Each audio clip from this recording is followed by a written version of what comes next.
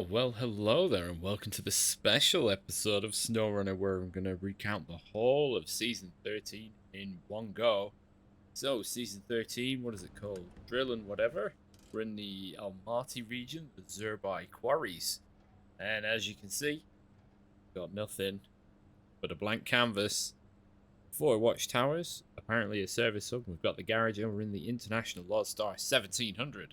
So what is going to happen here is, in multiple parts in this, I will play through the whole of the map and condense it down into one more watchable piece of content. So part 1 will be map exploration, part 2 will be moving roadblocks, bridge building, part 3 get the new vehicles, part 4 work through the tasks, part 5 then do the bulk of the contracts, and then part 6 will be wrap it up and conclusions. So without further ado, I've got to get exploring. So I think I'll probably aim to go clockwise, starting here, and then working my way around this way. But who knows how that'll go. So without further ado, we're in our Lordstar. Let's just get going. Oh, there we go. This is the first task. Well, the first task is for the whatever it's called.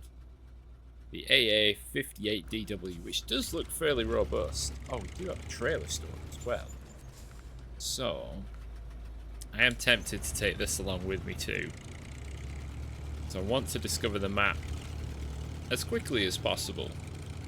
So, I mean, given that we're here, I might as well start as I mean to go on and fire up the radar. I can use this time as well to just blather on a bit. So, yes, it's a bit of a different take, but it is because it's only one map rather than two. I don't know how long this is going to take, but, you know, we'll see what it's like. So we've got a race over there. That looks like it's working its way down into the quarry, given the ledges. I bet those will be interesting to try. Some kind of workshop over here. And we know roughly a way to Watchtower. So let's go. Oh, so my little trunk unit has a bit of spare fuel, but it's mostly for repairs. Which, you know, given that's still a thing, I'm just going to continue. It's a pretty nice landscape. Oh, the bridge is out. I thought I was just going to enjoy the music, but that must be a contract because there's no little box. Okay, so the bridge is out here, so maybe I'll go this way to go around, which means reversing.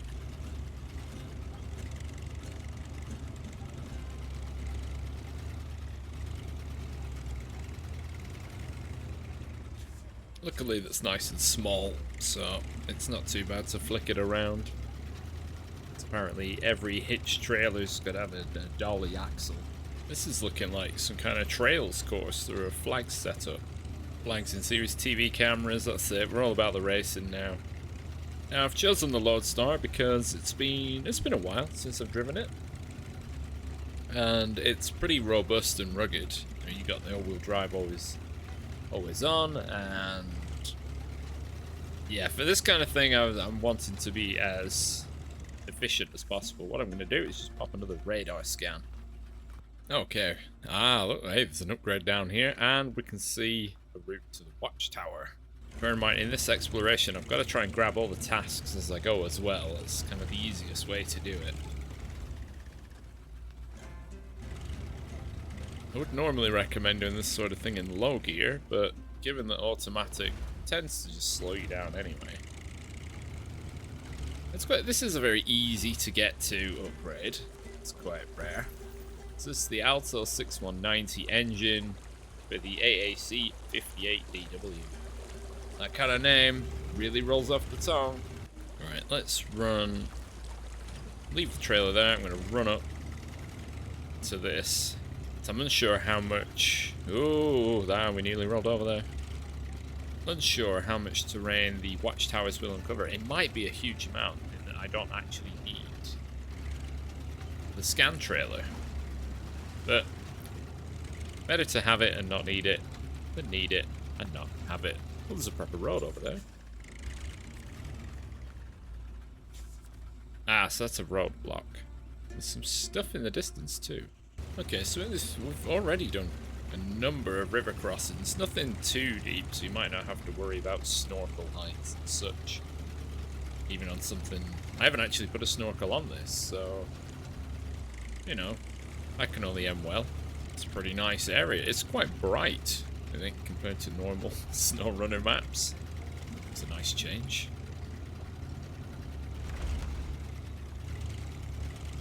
Right, I'm gonna try and skip over these rocks without... Oh, no damage. Oh, this is gonna be carnage for some trucks if they've got to go this way. Come on, Lordstar, you got this. Right, for the meantime, I'll leave the trailer there. I don't need to tow that up to the Watchtower with me. Right. This might not be as easy as I anticipated. Let's see.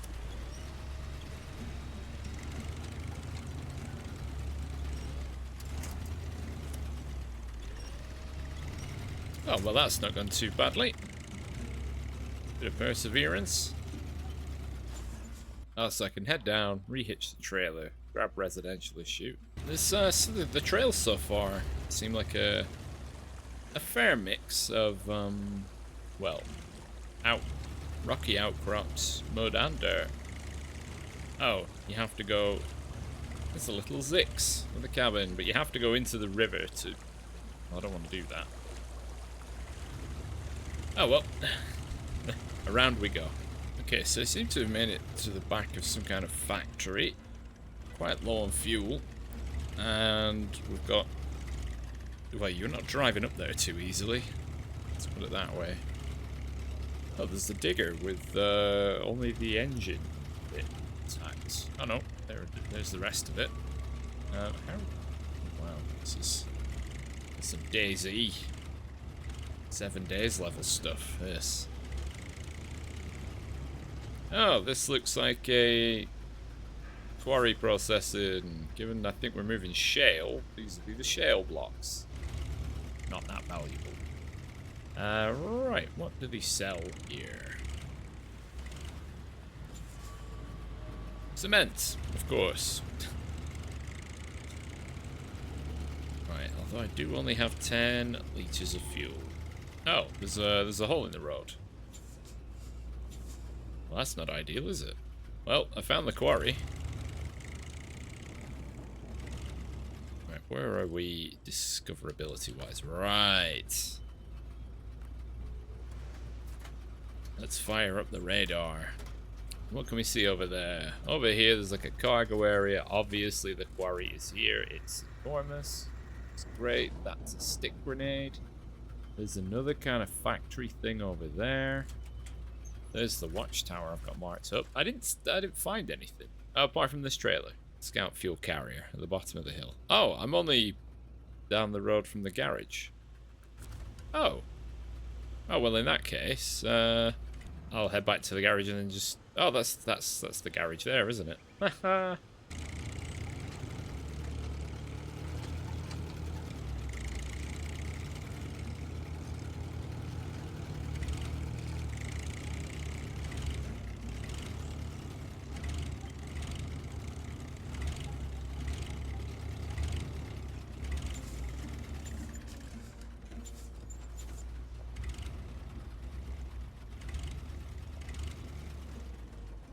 I know this thing carries 100 litres, but I thought with my close proximity to the garage, I might as well go back and get the full 130. This blockage is a contract, as there is no box, and we're going to try and drive underneath it. Oh, that's quite the drop. Okay, gently does it. Gently, gently. Good thing a scout can get through. Not much more bigger than that's going to get through, mind you. Oh, I didn't look over this side of the map. The sign suggests I go around. Yeah, okay, let's follow the sign.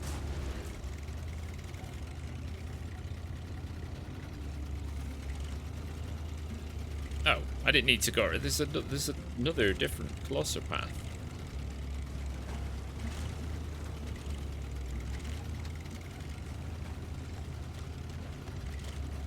Ah, that's not too bad.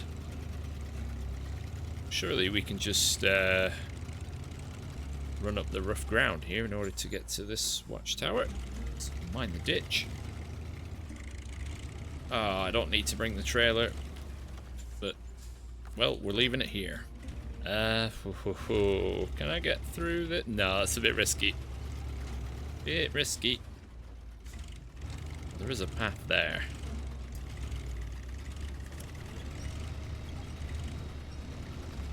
I'm gonna brute force it, I guess. There we go. If you can't find the road, you just make your own. Oh. A helipad. Alright, laid out a bit of a path for myself. Just hitting up a few tasks. Getting the trailer going. Ah, it's a... Whoa! There's a ditch there.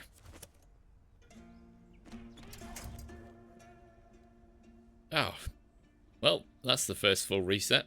That came out of nowhere. Alright, so this seems to be, you know, the ring road, the perimeter road of the quarry. And there are a few bits and pieces. What's this for? Oh. It's the same mission? Oh, it's there. Oh.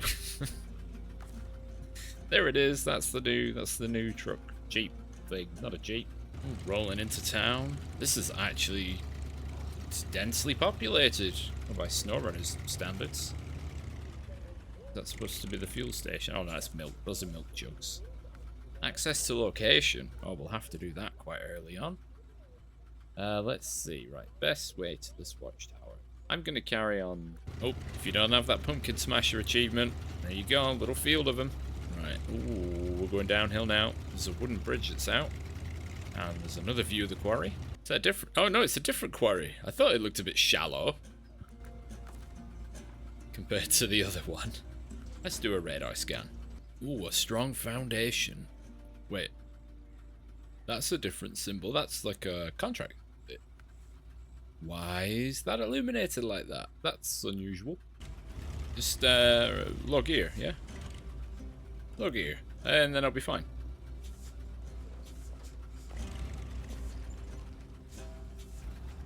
Oh, okay. Yeah, this is happening. And stick the landing.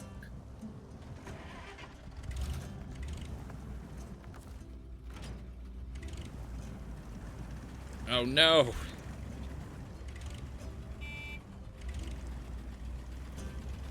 Come on, wriggle free.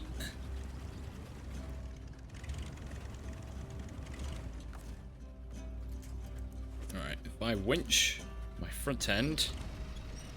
There we go. Perfect. Okay, it's not allowing me to winch the hitch because it's in the ground. No? Okay, it's going sideways. There, that'll be. It's not too far away, it's right behind me. Now with a shortcut suitably taken, we can carry on to the watchtower. Wait. Oh no, there was a boulder. Hopefully there aren't too many boulders around here that just pop up out of nowhere. Even as quarries go, this is still quite small. You're not going to get the big dumper trucks in here. Maybe something around the size of a 745C, but that's not very economical. And what, yeah, we crest around over to the site of the next one.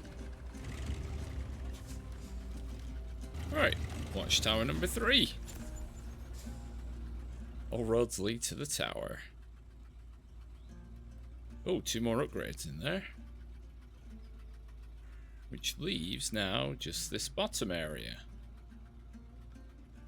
Oh, and another upgrade there. Okay, and so now we're headed south from the garage. Let's see how far this road goes. Quite wide and downhill. No doubt there are going to be some big trailers to move around. That's going to hit the post. That's fine. Yeah, the trailer will just slide around. Come on, get some traction. Oh, the big mountains in the background. Oh, I haven't even marked on where the watchtower is. Whoop! All roads lead to the tower. It's that one. Ah, there's the service hub. Well, I'm going to keep following the road. See what we learn. Overall, I'd probably say that you don't really need the prototype exploration trailer.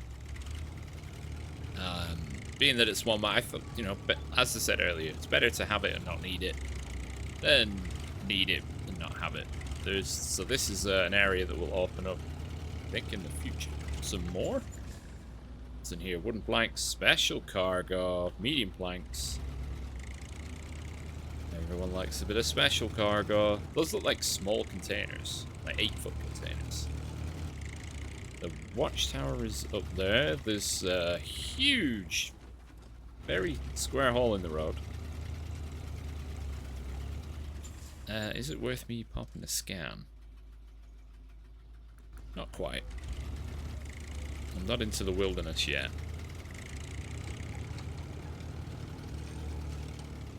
Ah, the town of that place. A fuel station. Oh, this fuel for aircraft. So is this fuel barrels? Oil barrels. What's the fuel like? Oh, the fuel is cheap. Just 2. Good news for hard mode players. Right, let's do the scan. Crane saws and 3 smoking logs. Is that supposed to be a play on like lock, stock, 2 smoking barrels? Right, let's crack through these fences. Truck repaired. Vehicle spare service parts. Yep. Stage complete. I'm gonna have to look because it's not that one. Cloudy with a chance of rocks. No, I haven't done any of those. What mission am I doing? Gone into... I mean, these are just all fuel references. Gone into... film references. Gone in 240 seconds. They've had fun naming these, haven't they? A residential issue? Is that supposed to be Resident Evil? Oh, I wonder if it's a mining town.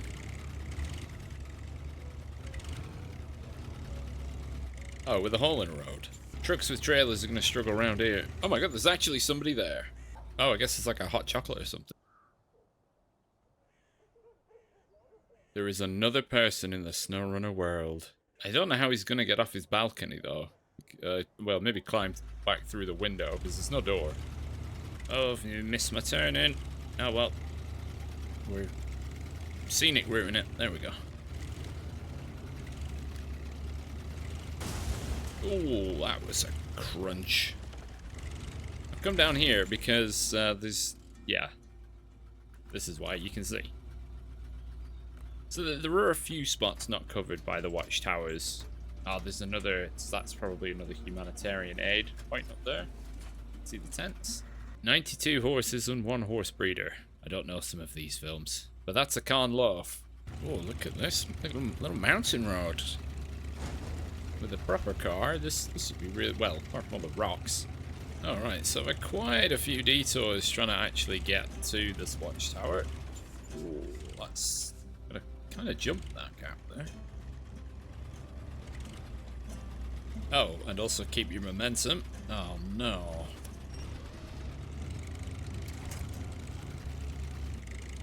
Yeah, so we headed south, and then it came back and took a different road, and that was the wrong way. As you can see, I went up here, and then I've doubled back.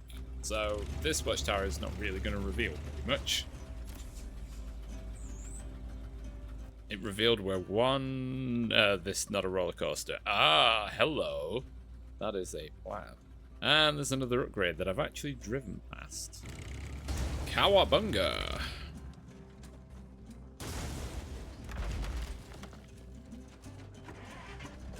Well, the engine still runs, so that's ideal.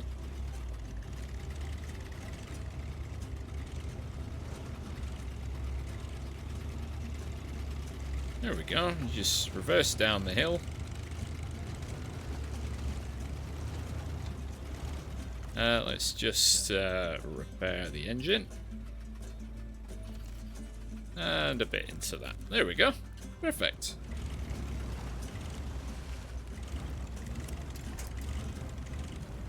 Do you wanna... That's the ticket.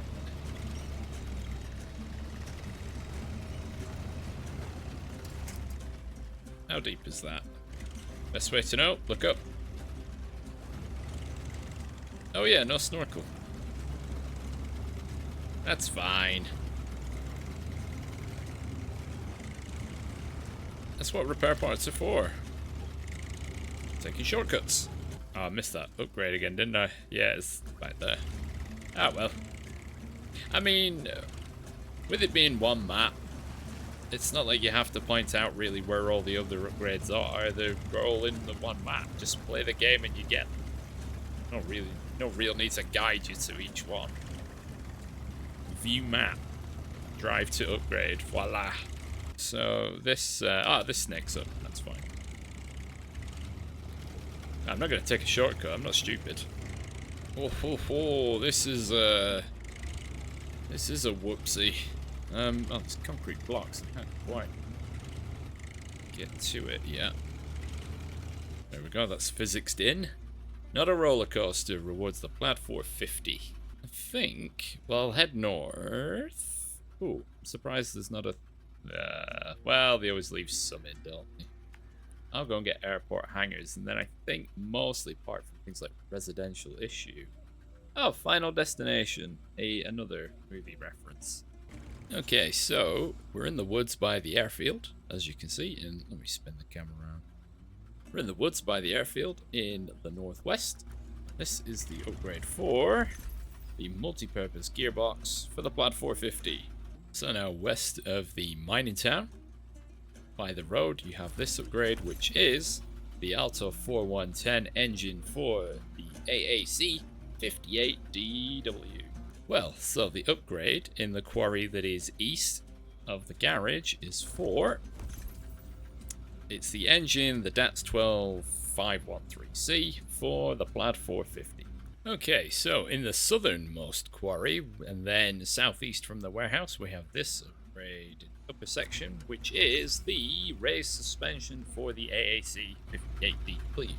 Next, we will look in the bottom of the quarry. So it seems like this upgrade, you've got to come into the base of the quarry and not actually go through the water. Well, unless you bail off the cliff there. That is a way to do it. That's how I jumped down a level in the first place. Go up here. So, yeah, that's not too... I mean, this... I don't even have a snore. Oh, no, I do have a snore. Yeah. A bit of clearance. It's rocky, not muddy. So, it's not too bad getting across. Which means that this bottom upgrade here is the special gearbox. This will be for the AAC 58W. That is here by Strong Foundation. So for my very last upgrade, it is the most southerly upgrade, south of the southern mine. I came to it after discovering this facility down here, following this path, and then as you saw, trekking up the climb there. But I suppose you could just come down from the top, having been in this quarry, but I had a few other things together. And it is the upgrade for this, the Finest 19 450 KT engine for the Plaid. So that should be all the upgrades for the Plaid and the AA Scout thing, whatever it's called. Yeah! Now that exploration is out the way, and I think I've gathered all of the tasks. Now it's time to work on those roadblocks, bridge building activities, and all the stuff like that. So I'm going to go through the list and see what's next. Okay, so up first is Cloudy with a Chance of Rocks. So what we're going to do is repair this travelator for conveyor belt thing for the quarry. So we need 2 metal beams, which come from the metalworks in the southwest, here, and 2 service spare parts, which you get from the northeast. After that, we will need 2 more service spare parts for hard hat area, which is over here. So we're going to take the trailer and, you know, sort of do 2 birds with 1 stone type of thing.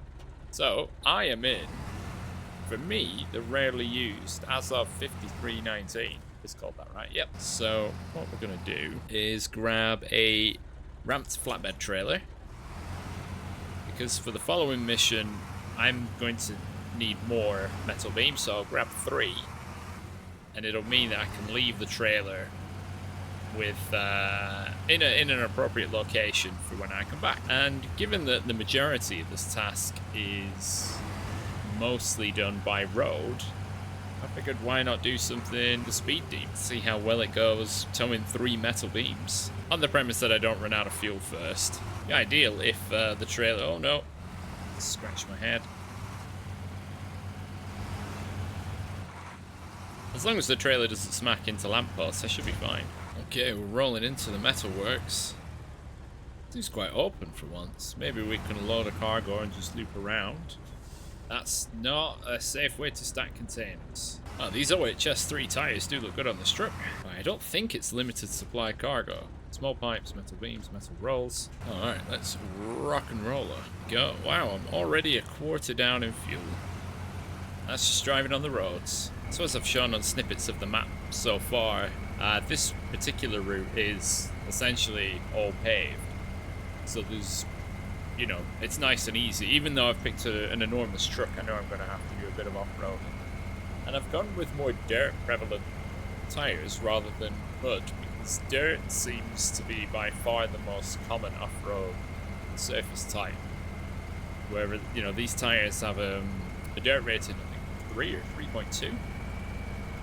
And then mud about 1.9, so not the best, but far from the worst. I did want to have a crane equipped, but for some reason, the crane sits behind the second axle rather than on top of it.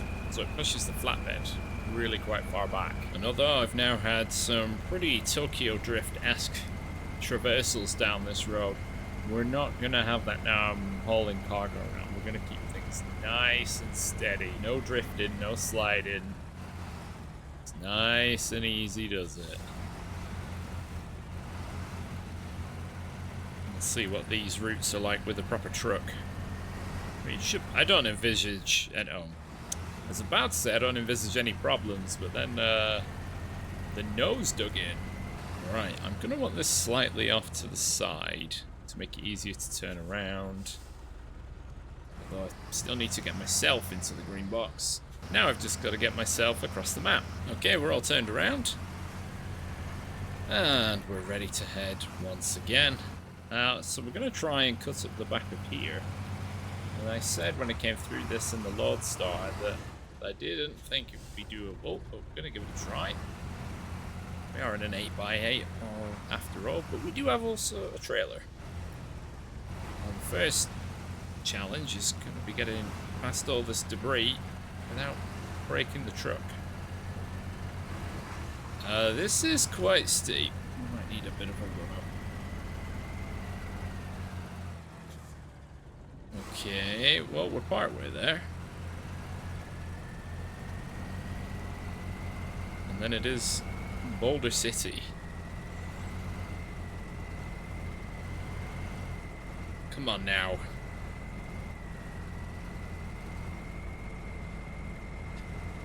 As of showing its power. It does look doable, but it's not straightforward, especially because the track is there and I'm way off. Let's try and get back to that.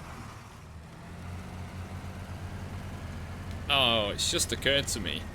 To get under the conveyor line, I should have gone in reverse because there's no overhang. So the cabin would have caught on the upper edge of the cliff, but I'd have been fine because I'd have just been reversing over that brick ledge. Ah, hindsight, man. So for this one, we have to take the scenic route. And I will probably need to send a fuel rescue, although once the ground sort of eases out in terms of difficulty, it should be fine. But I am burning 20 litres a minute. Less than 10 minutes driving time. Well, the minute. Why are the logs sporadic? That's awful. Well, that just seems like bad design. It's not like I was going particularly quickly. Right, this is going to need a rescue. Gosh, the drops between these poles is horrendous. But we're here. Lodestar has taken some damage, but we're here with repairs. There we go. Now we've got the means to travel again. Hopefully we won't have to take this route very often once the road is repaired. Some of this, yeah, maybe I should have had my tires. Some of these pits are uber deep, although I don't have the weight on the drive axles. Basically all the weight is behind me, but that's really hurting progress. Okay, our first arrival at the airfield, helicopter place, whatever they want to call it. 4. To cover 2 missions. Oh, it's kind of back down the way it came. Okay, we're onto the road, and it seems actually that I wouldn't have needed that refuel with the Lodestar. Nice change of pace. Oh, look at that. First mission done. Right, as I have the cargo for it, I'm going to do hard hat area. It's going to be a pain trucking cargo along like this. I wish you could decide which cargo you unload first. To make things a bit easier for myself in the Azov, I will be switching the cargo from one trailer to another, loading the metal beams onto the Azov and service spare parts into the trailer. This should help my performance while driving. And it turns out a part too close. Okay, oh hang on, critical error, there we go. Right. Our next venture is for hard hat area. Well, that didn't go very well, did it? Those thresholds are catching everywhere, throwing the back end of the truck in the air. So, as I was saying, we're going to head clockwise around the lake. So you can see the delivery point over there already. It's just a little east-west connection that'll help out. But now I've got the weight on the truck, the metal beams. It should really help performance. What's this alternating routes nonsense?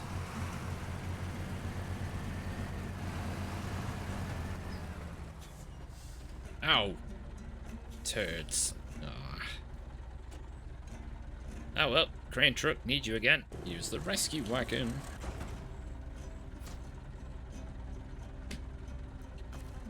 Oh, I've deleted one of the cargo.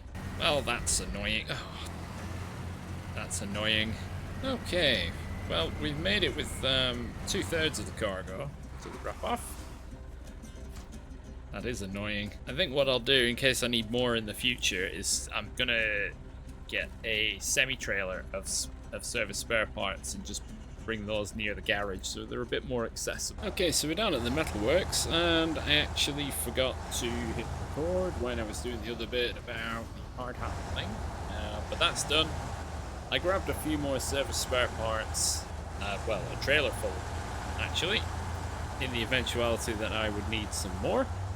And yeah, for the broken spiral, you do need some more, plus more metal beams. Seems to be the recurring theme for road clearing so far. I think, yeah, the conveyor and 2 roadblocks so far have needed metal beams, either 1 or 2, and 2 service spare parts. So stock up on those when you can. Now begins our first trucking foray towards the quarries proper. So the broken spiral is basically a blocked entryway to one of the quarries, which should enable easier access to said quarries, you know, get in and out.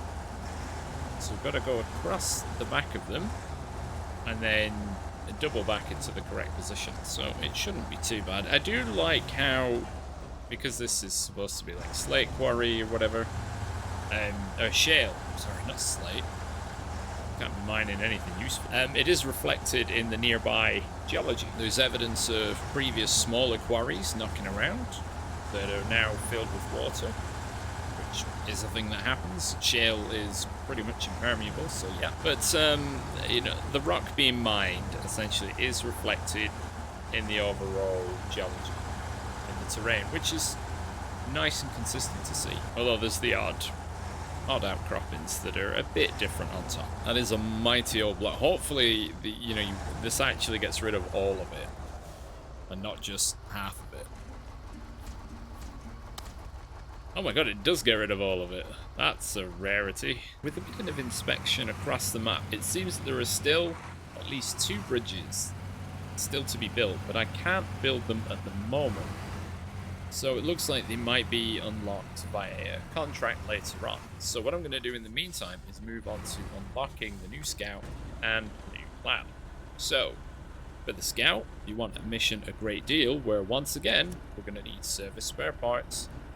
Only one of them this time. And then we need to repair and I assume refuel the vehicle when we get there. So we're back out in the Azov 5 and we've got the whatever the special service bed module is. I don't know what it's called, but it has supplies. It basically does spare parts, spare wheels, spare fuel, a crane and a single slot flatbed, which seems ideal for this mission. So we're heading across to the far side of the quarry. So basically, you just want to follow this road around. There, you can see where we're going on the other side there. Just follow the road around. Okay, so here we are. Oh, there is also some spare fuel. Oh yeah, I used that earlier. Right, drop off the cargo. Oh, some gas bottles freaking out. Stage complete. Ah, yeah, we've got more than enough. So, repair up. Fasten the multi-purpose cargo module. Wish you could access the fuel from the same screen. Oh, don't even need to put it from where I've got it. And now, this is ours. My arm's coming through the door a bit. I think I've seen this somewhere before, but it's just got a really rubbish name. Anyways, let's get this back to the garage.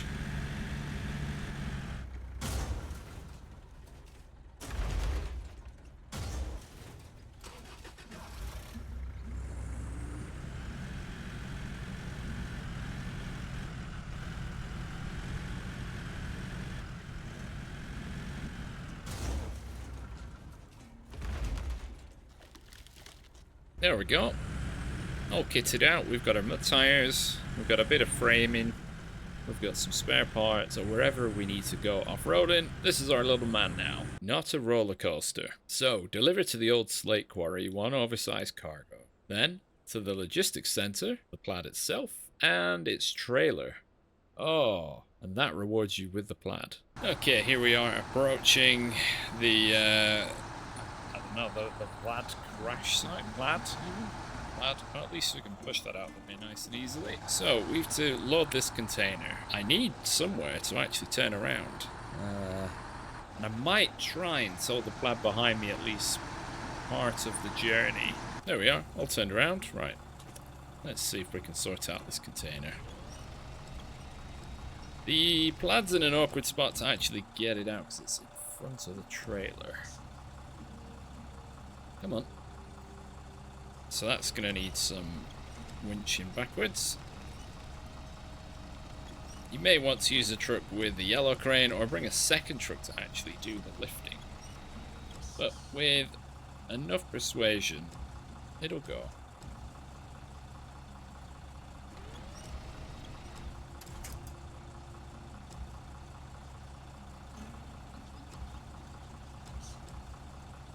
Just give it a shove. That's how everybody loads their trailers. There you go. See? Right, I'm going to, apart from reverse that into a concrete post, leave that there, and then try and tug this trailer up the hill. It's going to need to happen anyway.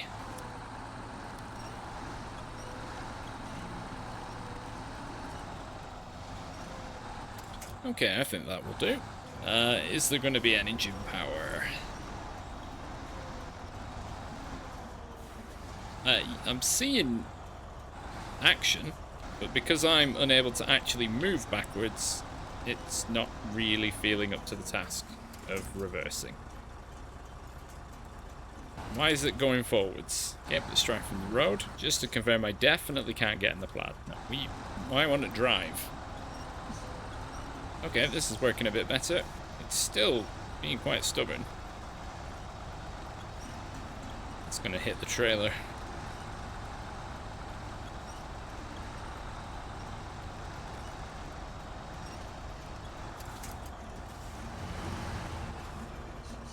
Okay, it's free.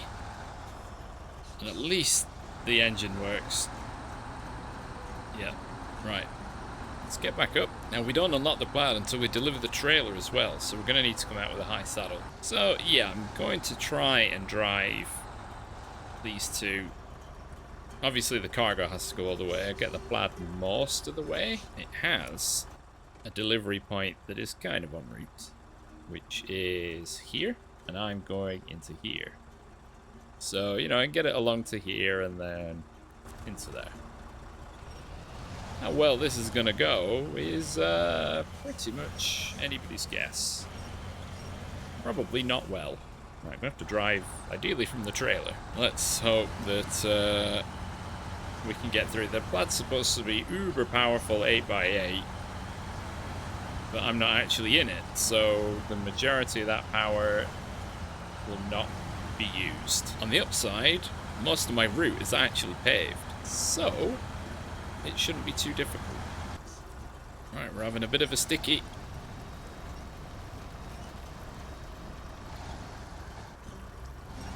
Wow, I'm really dug into the ground for some reason.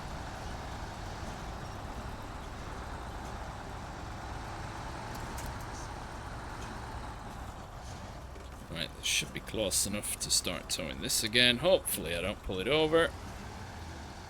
Although it's fairly on the lean. Don't roll over. Nope, looks safe. It's pretty heavy. But I mean, as you can see, these big boulders, man, it's not really driving. Because it kind of reflects what the truck is doing, and if the truck isn't moving very quickly, then the towed vehicle's not going to move quickly either. Oh, that's about to be a big crash. Oh, I'm going to have to weave through the town. Okay, in we go. Nice big swing. Down this ginnel. Oh, this was a mistake. Oh, don't hit the lamppost. Yeah. Alright, let's see if we can gently guide it past this post. Come on.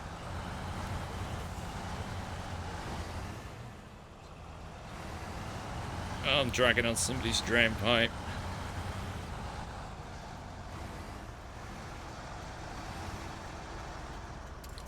Right, let's get the trailer around, and then I'll come back for the Plaid. It's just a bit too narrow around here for these kinds of activities. Alright, let's get this a bit more free. Man, is it heavy. Alright, we should be able to just pull it around the corner now.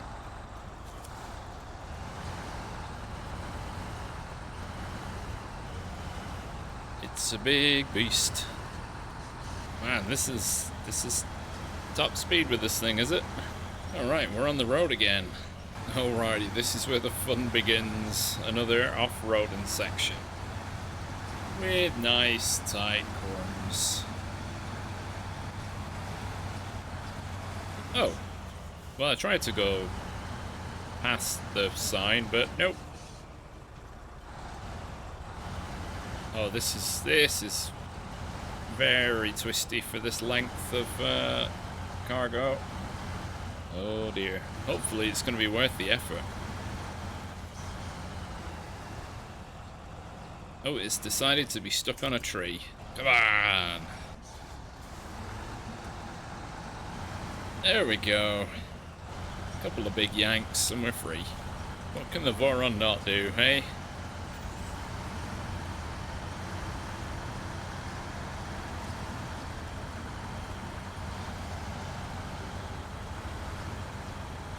Well, that was quite close.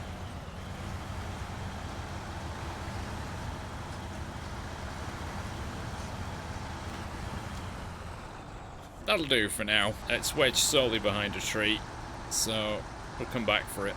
This is a cargo visit into the quarry. It's a bit lumpy. Ooh, it's a couple of, it's not going to be plain sailing getting in and out every time, that's for sure. Not with obstacles like these. Oh, look at this. Strangely, a huge chunk has fallen away somehow. Maybe some detonations gone wrong. It's a hefty lump. Don't know what it is in this map with digging equipment being broken down into constituent parts. Like, I don't think I've ever seen that in the real world. Where you just see the arm, or the body, or the tracks. Oh, what is this? This is horrendous. No wonder operations shut down. You can't get in or out. Okay, we're in the bottom. The bottom seems quite drivable. Makes a change. And here we are.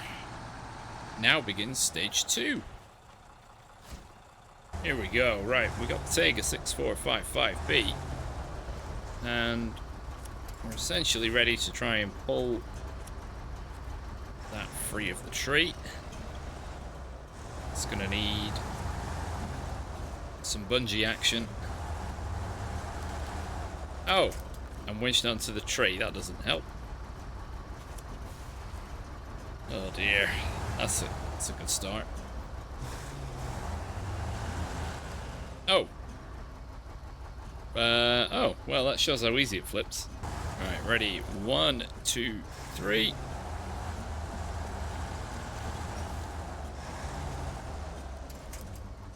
Okay, it's away from the tree. Ish. It's probably still quite likely to hit the tree. But we'll turn around and see. Oh, is it past? Looks like it's past. Whoopsie.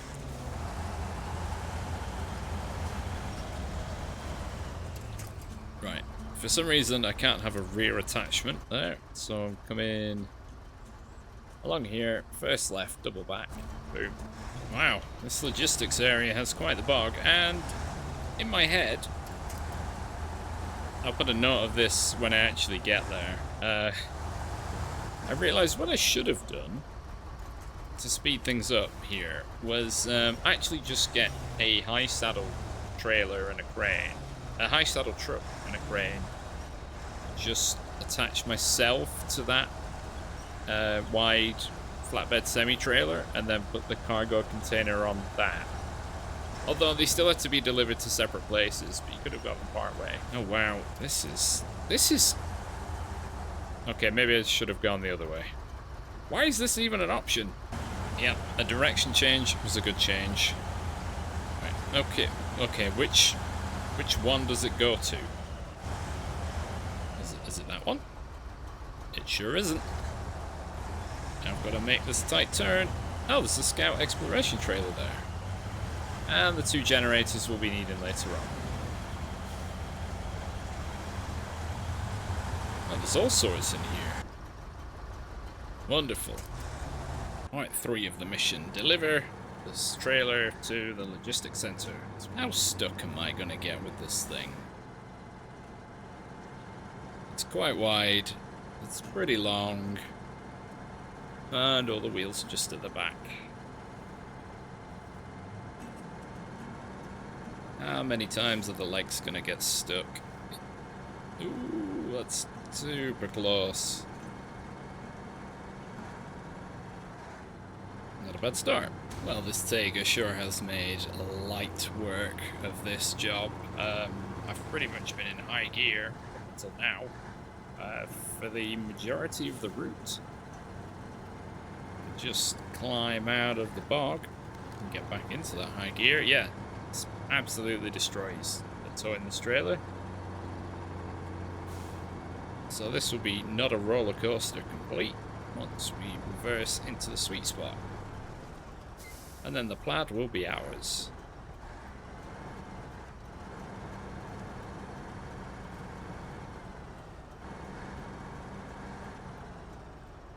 Just took the wheels in there and then boom. Oh no, we've got to repair it. So I guess this is the first test with the AA whatever it's called. And for the repairs, I've got this big white maintenance trailer thing, the big Scout one. It's the bigger of the 2 available. And it should give you just enough repair points to sort out the Plaid. And there's enough fuel in the trailer to refuel it. Oh, it comes to 220 litres of fuel. Combined repair points between my roof rack and this trailer is 470, which should just be enough, I think, by about 9 or 19. But we'll see how this does. Seems like the AA van has done a solid job. Let's get this fixed up.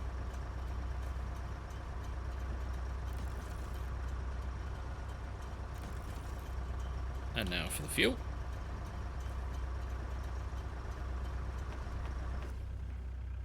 $15K and a new truck. Surely now we're ready for anything. Okay, let's take the Plaid out for a spin. So we're gonna start with humanitarian aid supplies, dropping some potatoes over by the airfield in the northwest. So there's a point there with a little camp, and then just beyond the airfield there is another, and when we get up here, we'll, you know, finish off that little bit of exploration. So we're pretty much outfitted with the top engine, the advanced special gearbox. We've got some of the big jack tires. I suppose I should have really tested it with its default tires, see what those are like first, but that's fine. We've got its unique 2-slot flatbed, which has a spare tire, and with that you can equip a crane. I did forget to equip, there's a little roof rack you can put on there. Fuel consumption's okay. I mean, obviously it looks fine at the minute because it's less than 10, but you know, I'm going downhill over not very challenging ground, but rolling uphill it can be about 20 litres a minute, which there are worse trucks. And because it is the advanced special gearbox, you can just leave all-wheel drive switched on like, all the time without having to worry. With this configuration it can tow a trailer as well, so you can do up to 6 slots of cargo in one go with this particular arrangement. I can't remember off the top of my head if it has a triple slot bed, but don't think it does. So as it is a bit more of a test drive, we're not going to take the most straightforward route, we're going to take the back road rather than just driving on the main road, just to see how things go. Watch out for those tree stumps, although I think the truck has enough ground clearance to just drive over them, which is nice. That's a bit narrow, so keep to the right. There are a lot of these little tracks which have sort of a split to them. You know, choose the left road or choose the right. Just go with whatever you're confident with. The handling seems fairly decent so far. I mean, the track I'm on is really quite windy. And now we're about to get the suspension test.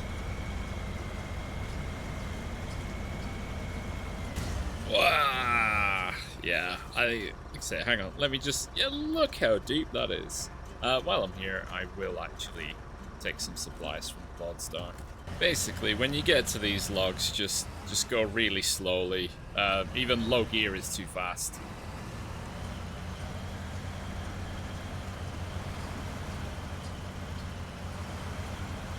Ooh, you could say I kind of forgot about this bit from the exploring. Yeah. Oh, that's an edge. I think dirt tires technically have better grip on rocks, so if you are going to come this way, do be aware. Alright, that's one more delivered. It's honestly, so far I'm liking it. I am liking it a lot. This might be a mistake, but you know, we're here to learn.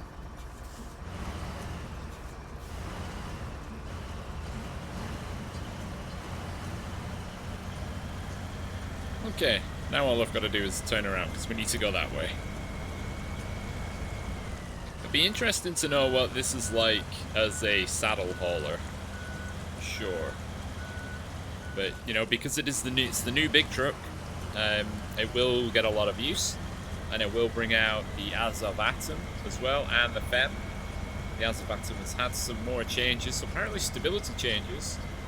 That, you know, I can't say I had stability issues, but you know, if it's even harder to tip over now, then it's fine by me. Okay, so this is wrapping up the first mission for this truck. A very simple one, to be honest. Next, we will have to put it through its paces with some heavier cargo. Okay, next up we have How Dry Am I? Taking metal rolls and small pipes from the metalworks all the way across here to the little village. So this is more of an endurance run.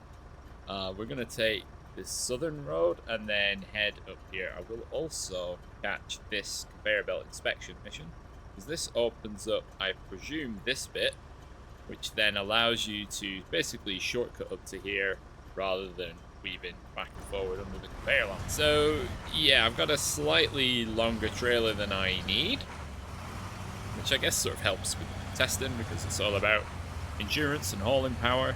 I did, for whatever reason, thought the small pipes were a 2-slot cargo. Basically, I thought I needed 6 cargo slots, but obviously I don't.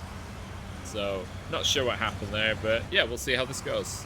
So here we are down by the detour mission. Let's see what we're like going through here. I did actually miss this bit last time. I veered off to the right-hand side before realizing I was no longer on the road itself. This is pretty deep. I was getting there though. But yeah, I think peak fuel consumption is probably about 23 litres a minute, which it's not bad. It's better than a lot of the year 2 or year 3 vehicles, sorry. Like the Kenworth had insane fuel tanks and just really low fuel consumption to go with it. So there was never an urgency about the fuel. You just like, oh well, it's fine. And it had a roof rack. Like, oh, okay. Whereas this a bit more balanced. You have to actually think about it a little bit. But I've got the roof rack on there. There's, I mean, half of it's empty. I suppose they want to keep the sunroof free. But there's what, 8 jerry cans. It's very well packed in there. All right, now the front's out, we can climb a bit. So that roof rack has 160, so we've got 460 litres total, which, yeah, is a very healthy amount. Wow, this conveyor line is dead. This isn't very satisfactory. Ah, yes, remember coming through here. Just take our time. There we go. It was a bit of a crawl, but sometimes that's just what it takes. There's really deep mud in the water there. And I didn't want to use the winch just to see what the truck could do on its own. There we go, the high gear kicks in. Oh, yes, there's no... Well, I got across there just about with the Lodestar, but I'm not crossing that broken bridge with this. Oh yeah, I realised basically I've driven a route with no bridge, so we're going to have to improvise. Let's see how poorly this ends.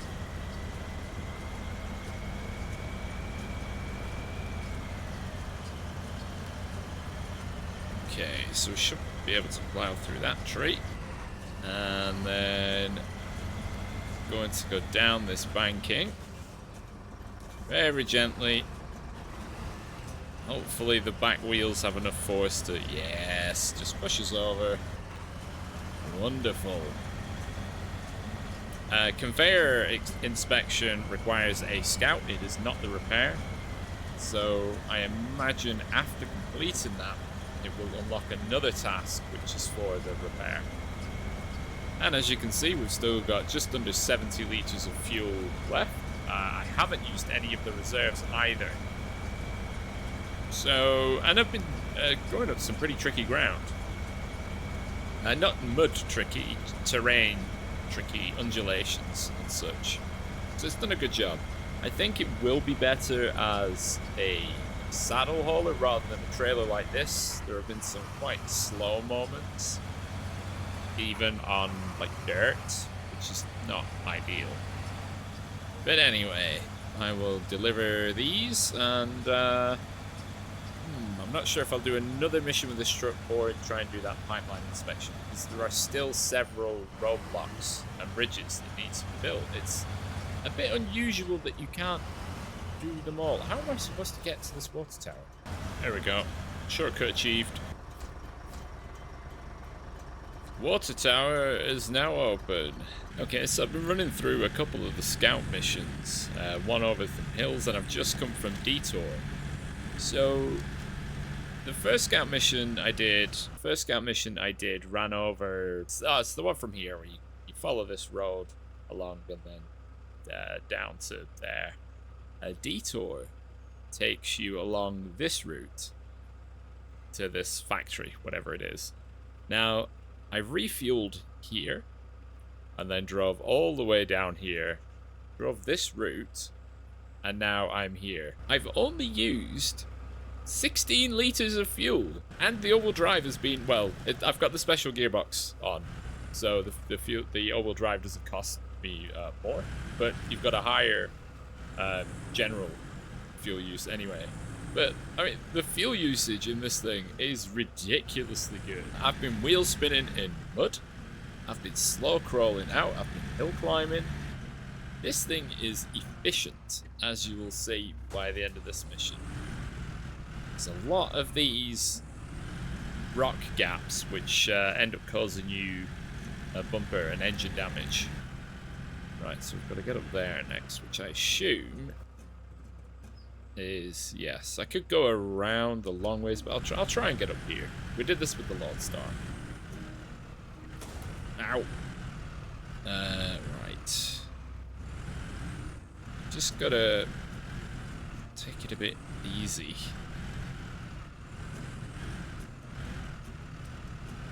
Although, they're not the best tires for this sort of thing. Bit of brute force.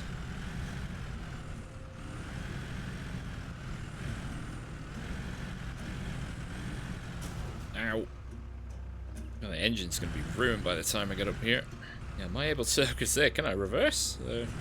This bit, particularly, yeah, end of the roadie.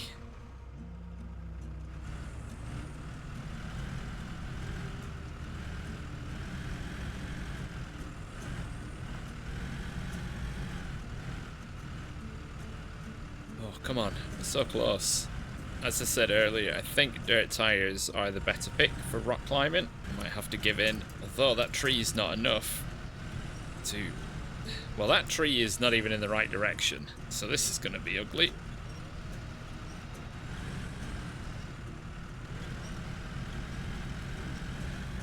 Oh, now we've got to come across to there. Up, up, up, up. Bit easier, this one. He says, failing at the final hurdle. Gotta say, I'm liking this Scout quite a lot. Oh wait, do I need to be on the... Oh, I need to be on the other side of it. Can I go around the back? It's a bit risky. Now we go into the quarry. Look, I've still got half a tank of fuel. Ah. Oh. There's the road just there. Open your eyes, man. How much can this engine take? 140 points. Oh, some of my wheels are a bit worse for wear.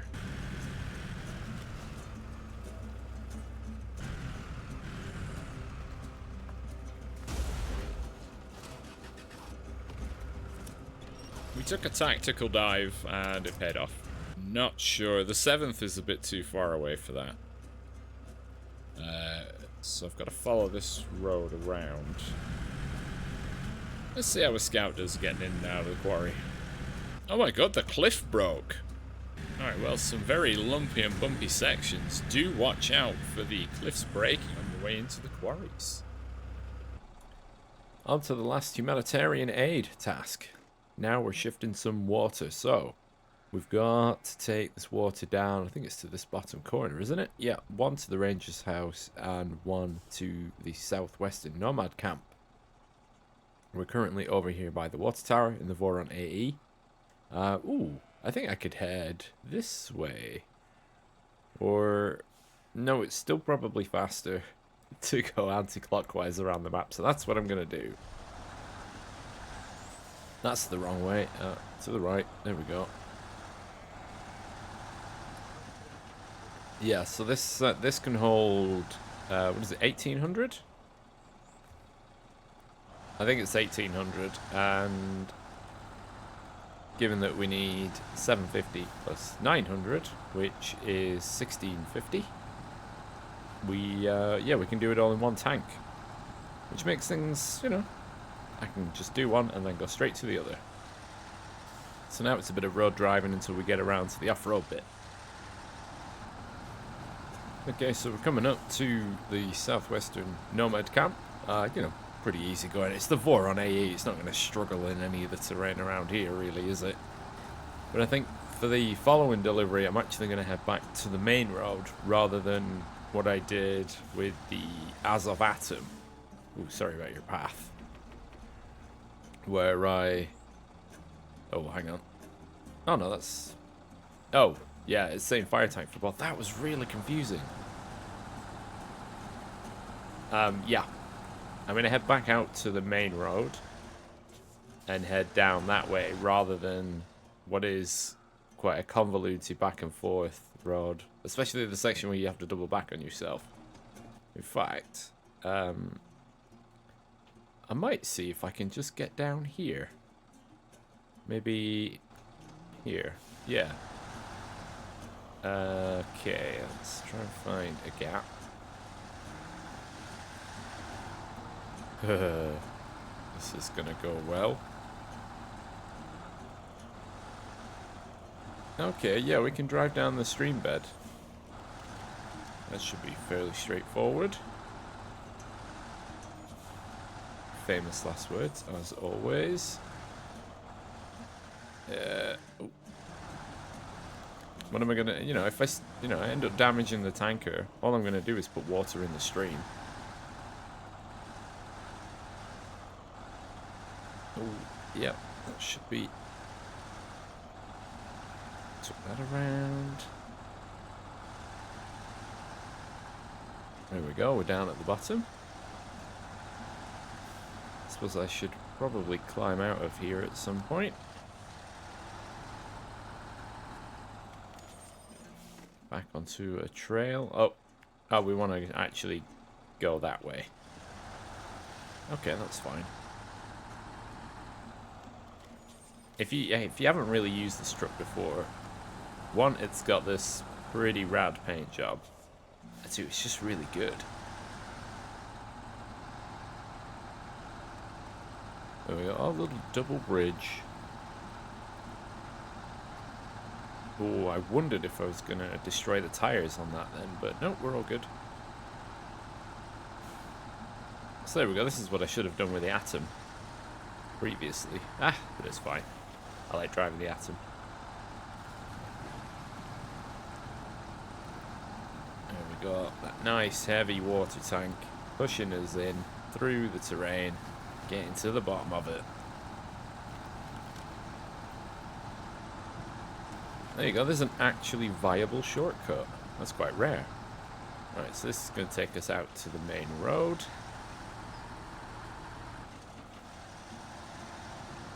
I think.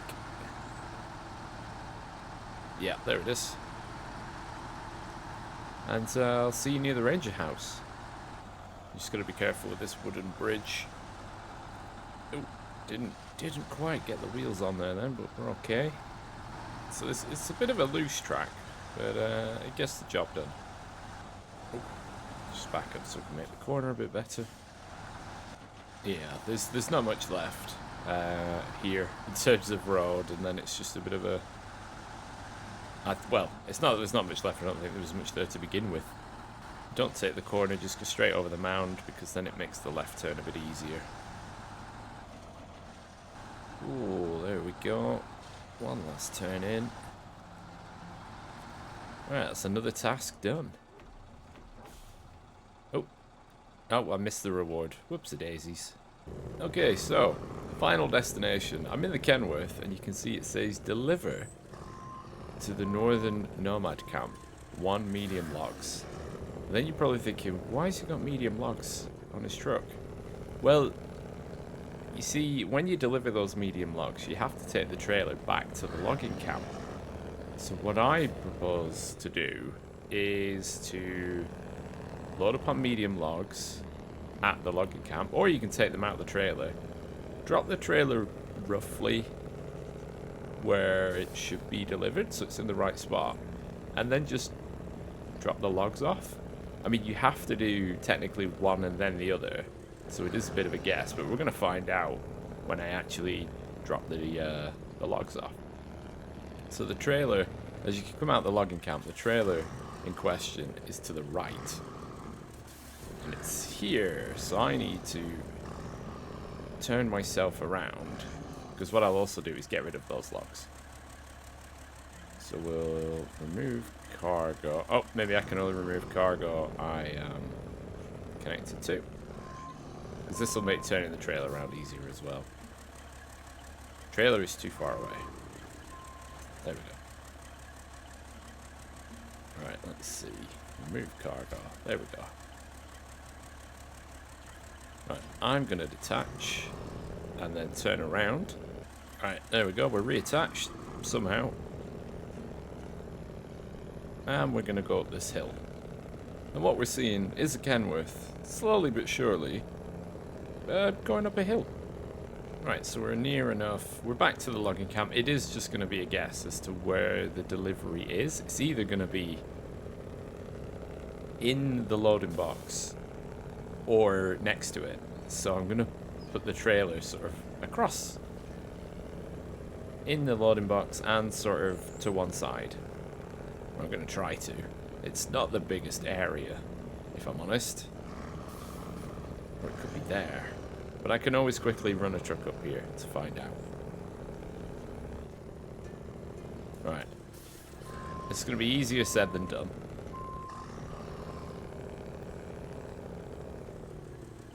You know what? For now, I'm going to leave it there. And then I'm going to push it around while I reverse out. Alright. So we're on the way. I'm going to head back to the main road and sort of take that route. We can cross the bridge. Just past the garage. It's maybe a bit longer, but it's a bit easier. So we'll see how accurate my prediction is of the trailer parking space. If there was a bit more space, I'd have actually put it where I wanted to, but I couldn't, so I can't. So I didn't. And so on.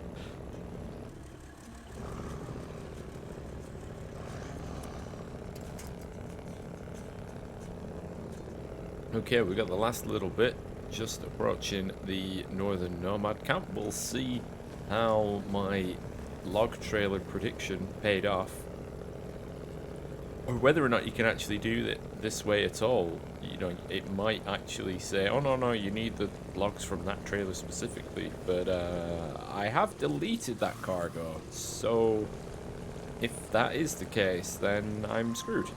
Aha! Alright, so we're making our way up another hill. We've got to drive over these rocks. We've got to get through these trees. We've got to do some ducking and weaving. When I do finish up, I will show the actual delivery position for the trailer, so that if you want to do this in the same way, you know where to just leave the trailer and do what I've done. Right, last little bit, last little crawl, and hey presto. Oh, it's not quite in the spot. Oh, it is at the top. Right, okay. That's fair enough. It's one of those things that at the time it's 50-50 on whether or not you actually get it right. So I'll go and sort that now. Next up, we're going to look at 92 horses and 1 horse breeder, where we have to take the corn loaf across the map to the horse breeder's garage and repair it. So we're going to do some more Plaid testing. We've got some mud tires on and a crane. I'm going to try and put the loaf in the flatbed.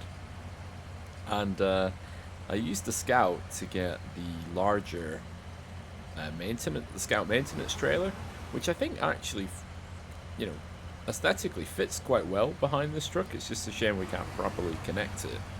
So I'm just, you know, winching it as per, and it should provide, combined with my, because I don't think my roof rack has enough to fix the loft. There's not a lot of points in it.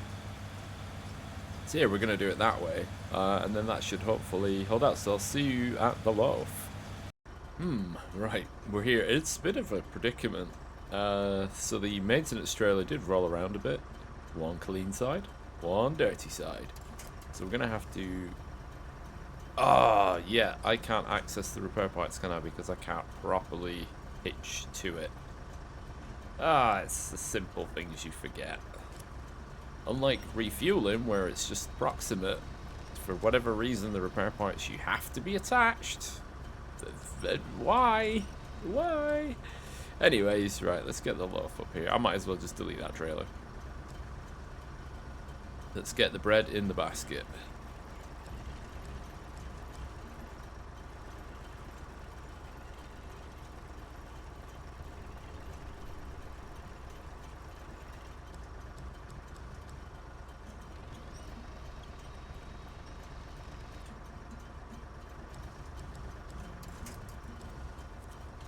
Yeah, so as you can see, the Plaid has 450, sorry, 150, and the Con Loaf needs a lot more than that altogether, 348 in fact.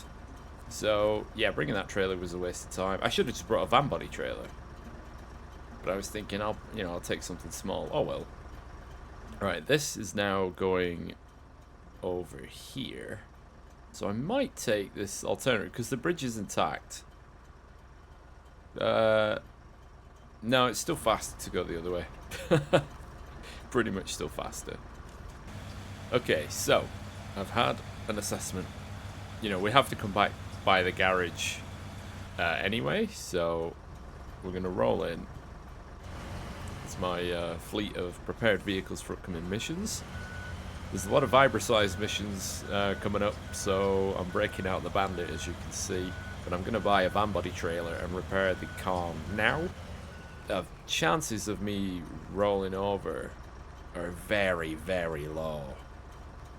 There we go. Wow, that's super clear.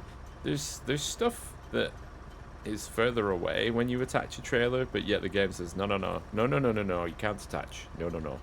But anyway. Right, we'll do that, and then I'll just get rid of the trailer. I don't need to carry it with me.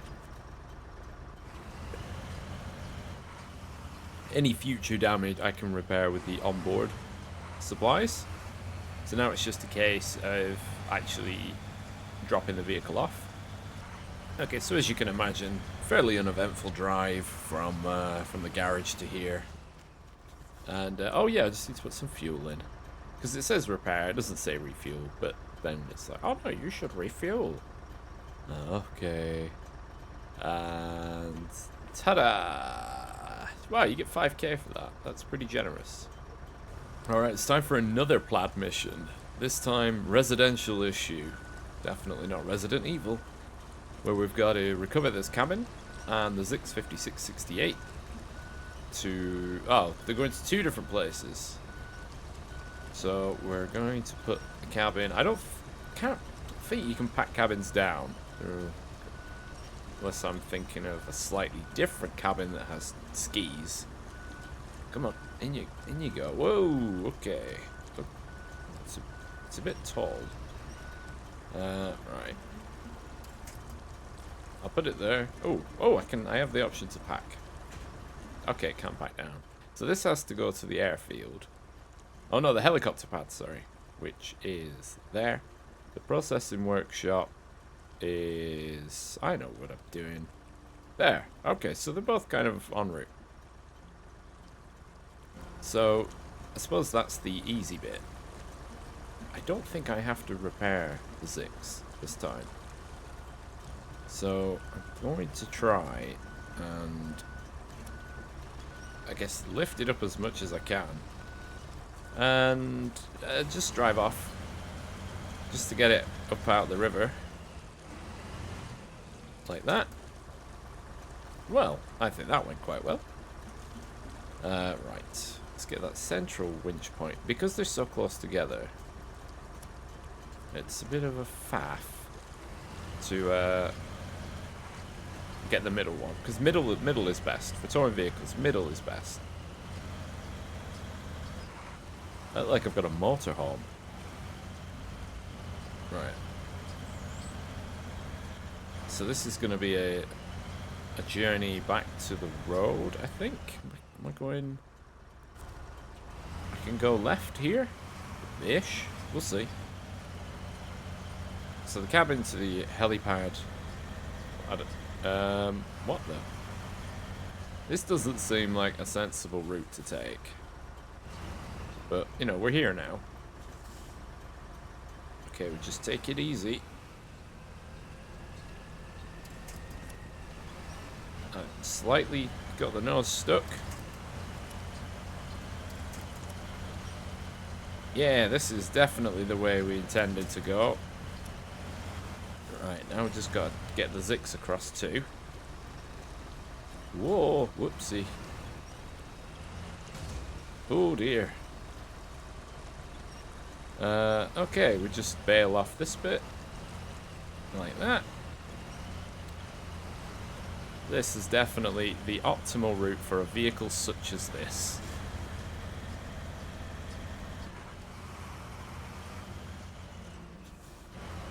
And just like that, we've made it down. So I mean, look at those extreme angles we were dealing with. How do we get out of here? Now this Plaid has the stock tires on, so if you see a decrease in mud performance, then that's what it is. Also, I'm towing a larger vehicle, as well as having packed cargo.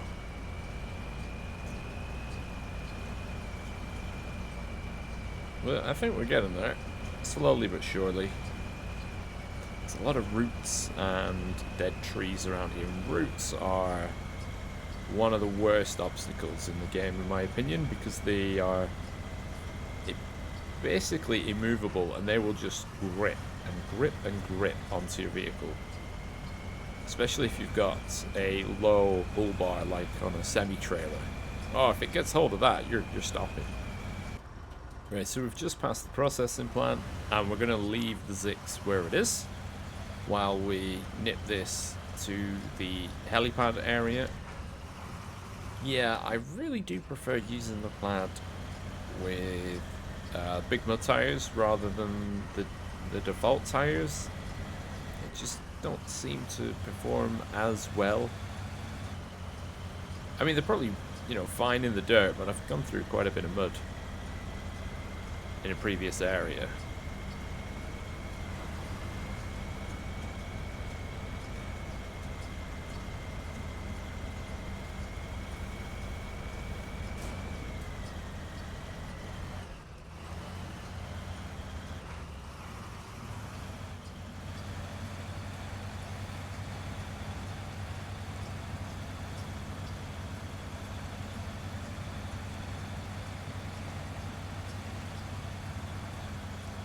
There we go. That's, you know, once you release the Zix, it's a fairly easy delivery. Just obviously that added weight rolling behind you. You can switch on the engine. Right, time to get back to the road. All right, we're back with the Zix, and as I rehitched, I noticed I've actually broken one of the wheels. That's probably from that rock crawling incident. I'm surprised the fuel tank is still intact, to be honest. But as far as I'm aware, I don't have to fix it. So yeah, we carry on as normal. So we're gonna go through here. I mean, this section is easier when you do actually have mud tires, obviously because it's quite wet. Otherwise, that slightly more windy route there is perfectly fine to take as well. So this is probably the first time I've had the Plaid sort of running lowish on fuel. So obviously spent fuel driving out towards the task, then delivering the cabin all while towing a Zix. So I mean, it's, yes, kind of warranted. Oh, that is an awkward place to get the vehicle. Right, I'm gonna have to gently try and reverse it into there, or just crane it. Oh, right, okay. Crane it is. You gently push it. Because I'm too big to drive into the delivery, you know, like past it, because there's stuff in the way. So we're kind of doing it this way. And yep, there we go. And there's the reward. So I think for now, that's all of the tasks done. I can't do this because I can't make concrete blocks yet. I think that's what this area down here is for. So, it's contract time. Well, here we go with, I guess this is my first time shifting the new cargo, and they're pretty big. I've opted to try and do all 4 at once, so we've got 2 on the FEM, obviously, and 2 on the ramp flatbed trailer. So it's 8 slots of cargo, and yeah, I'm skipping on some boulders. I'm not sure how... Oh man. Well, it was nearly game over there immediately. Yeah, this is not a great start. I've no idea how heavy these are. That trailer is not liking what it's having to go through at the minute. These seem like really... Well, I guess they would be fairly top heavy. Somewhat. But the center of mass would be in the middle of them, given it's all the same material. But this might be a low plus crawl all the way up out of the quarry. Man, oh man. Am I in for a time where I'm fairly sure I'm not gonna really be able to engage auto or the high gear. So, yeah. In this one for the long haul, I guess. Okay, we've just gone past one difficult obstacle. I'm pretty much averaging 30 to 34 litres of fuel a minute, giving me, what, well, 5 minutes driving time. Oh, wow, am I going to get through here? Not quite. Even harder with a trailer. Let's go with a bit more force.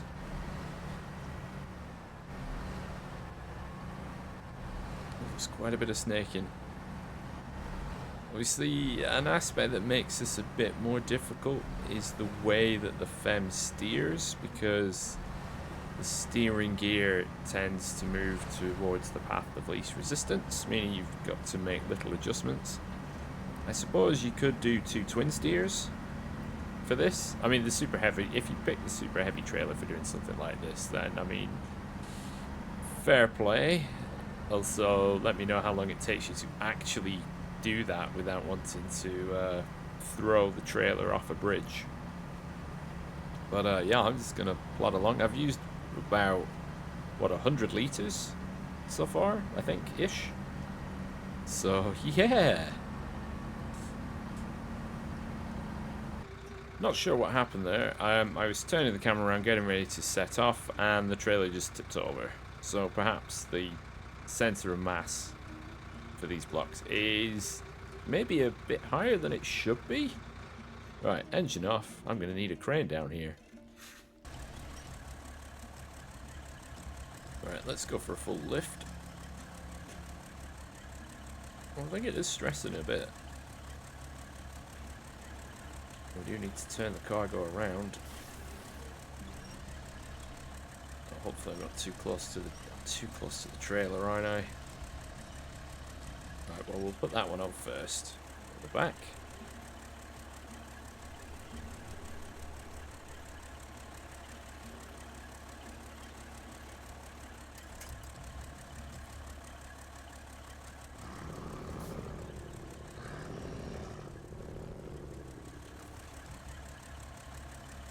Right, test overhead.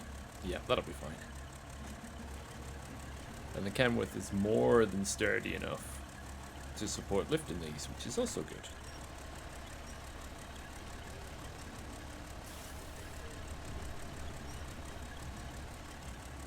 Okay, the hitbox on them's a bit big. Alright, that might have to do for now.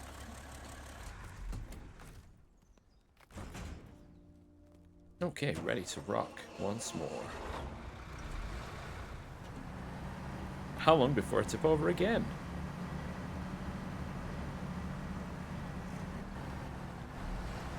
This is, well, we're snaking. Just hoping that the trailer doesn't catch one of these large boulders and just roll over. It was a bit tricky to get the Kenworth through though because it is so big. I appear to be stuck on a smaller boulder. There we go.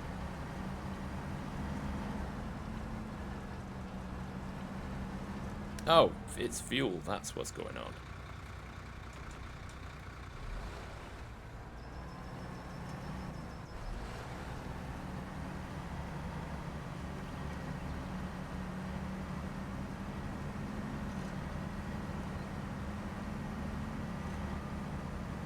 Oh, this trailer and cargo do not go together.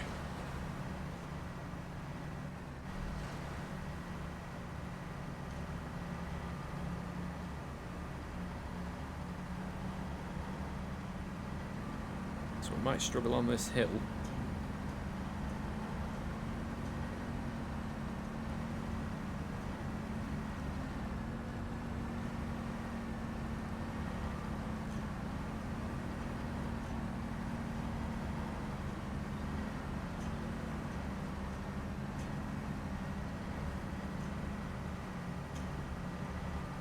Huh. Did better than I thought it would there. But the trailer is really not enjoying this journey. And that cargo is just too heavy for it, really. Okay, so we're out of the quarry itself, and we've just got the trail now that gets us up to the main road. Ooh. Oh, that looks like the cargo's about to flip. For whatever reason, it's all the way up there. But there we go. Yeah, it's too much. Yeah, what I'm just thinking about is getting into here, because this exists. We could go around the back, but it's tight. But what I could do is just have a regular flatbed and a crane, just to ease things. Because like I say, this trailer is not having a good time. It's very tippy. Okay, so we're low on fuel, so we've brought this along. It was strained not doing much, so we're going to refuel ourselves. Right, here comes the test. We're just before the delivery point. I'm expecting to lose some cargo, but hopefully I won't. So we've got this muddy patch here. It's a bit uneven, and we've already seen several times that this trailer and this cargo just don't get along.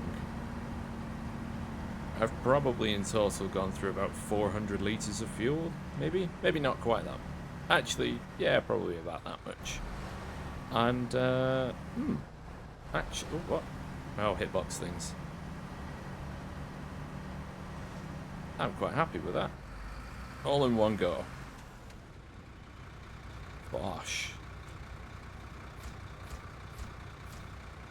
17,000. We've now got a warehouse. The concrete plant has opened. Cement, concrete slabs. Aha! So next we're going to rhyme off concrete promises, which is the last of our current tasks available to us. So with the delivery of the slate blocks, you unlock the concrete productions plant, which gives you concrete slabs. You then take them over here into the town to the processing workshop where you can make concrete blocks. And then you've got to bring them all the way back around, just following the road as per, down to the garage, which is what we're doing now. We are easy as pie, rolling in now. Oh, bit of tire damage just for good measure. 3, 4, and yeah, that's another one done. So for now, yeah, that's all of these done. I know there are some more, Because there's like one to clear this area down here, for example, which means it's back to contracts. Next up, we are working on the airport in Risen to the Rubble, where the task is to deliver 4 lots of cement, and then I think a follow-up of taking some scrap metal somewhere else, maybe to the metal recycling. Let's just tease this around here. Should be good to make the corner. And high gear, nope, not quite. So I'm going to take a route sort of across the middle of the map, which may be a bit risky, but should be okay overall. Just saves going around the long way, really. And then after that, we've got quite a few scanning missions coming up, where I think in total, from what's available, I've got about 12, 13 points to scan, which is going to be interesting. I think one of the themes around that is the old mine shafts, which you'll see dotted around, so you should at least be familiar with where some of the locations are, which should make things a bit easier and a bit quicker to pull off. But depending on how spread they are, I might end up employing 2 trucks for that, because currently I've got the Bandit, which is parked just over there next to the Azavatum. But you know, driving across the map can take a bit of time, so having 2 trucks might make things a bit easier. You know, leave one in one area for any potential follow-up missions, and then have another, you know, like either a north-south spread or east-west, that kind of thing. So we're taking this, actually I'm just gonna shortcut here, where, because I want this middle track, I think. It depends how well it goes in a minute. Where it's, I don't know, it's one of these off-roading courses. I don't think anybody really expects anybody to turn up with a 6x6 truck, but you know, here we are. Smashing through it. This thing was born to do this. Right, just the last bit, and then I think it's across the river to that road dead ahead. No, it's there and there and there. Okay. Just arriving at the terminal. I hit a rock quite hard. Did some damage, as you can probably see. Right, this phase 1 done. Oh, look at that. Oh, rebuilt nicely. Oh, look at landing lights as well. And, yep, you do need a crane for this, because you gotta pick out the trash.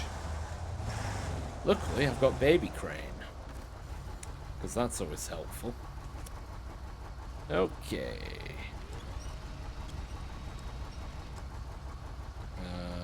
Try just pop that in there.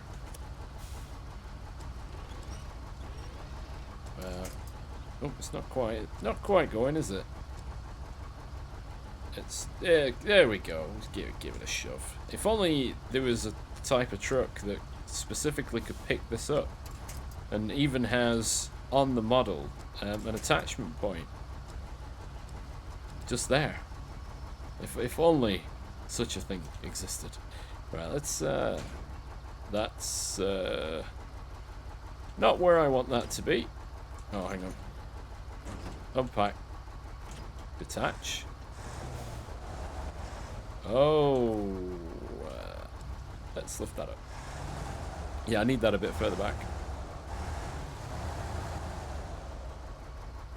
Ooh, playing a dangerous game. Alright, here comes the second piece. And oh, I know where these are going. This is where you get the, you know, the metal beams and stuff, and the metal rolls. South of the town. There we go. So now we begin a journey south, and it is just following this road. It couldn't be easier. Although I say that, I severely damaged my truck last time, so Perhaps it's trickier than I thought. Or I should just slow down a bit.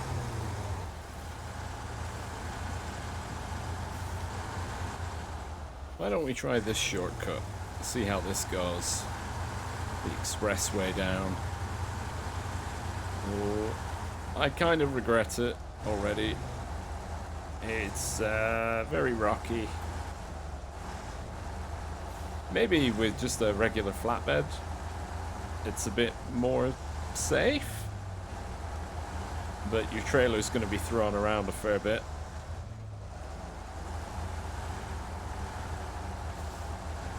And what I'll do when I get to the town is just pop in for the free repairs. There, see? If only getting repairs taught me to drive more carefully, because within about 10 seconds of being repaired, I crashed again. Luckily, only suffering minor damage. And that's 1 bin, 2 bins. Airport restored or repaired. So if we, is that one of the? It is, but it hasn't crossed it off. So there must be multiple of that type. Which leads us into Aviation Reborn, which is also working towards that airport repaired regional challenge. So, deliver to Air Traffic Control Tower 4 metal rolls and 2 special cargo. Where do they come from? Ah, just down the road from the garage. So, well, I mean, we're already here. This is straight afterwards, as you've just seen. There was only a brief cut put in. So yeah, it's 4 metal rolls. I've already got the truck and trailer. I wonder, could I? No. Special cargo is a 2-slot, right? It's like a container. So there's no way I would get the 2 containers and all 4 rolls. That would be, I think, a bit too much of a squeeze. So this is where I broke a wheel last time. I think it's that rock that my front left has just gone over. So I am taking my time this time. Keep everything intact. There we go. Over the rocks, through the mud. A little bit more. And then there's sort of like a dirt path that just leads off just before you get to the airport, which takes you to the ATC. I appear to be slightly stuck in the mud. So just trying to get myself, well, free really. Ah, well, okay, everything's dead packed. Okay, so the Tiger itself is having a hard time getting free. Just not much weight. Let's see if we can push ourselves free. Okay, that's helped. So I can just get in there, reposition myself under the trailer, and then I should be able to tow it out. All hail disappearing tree.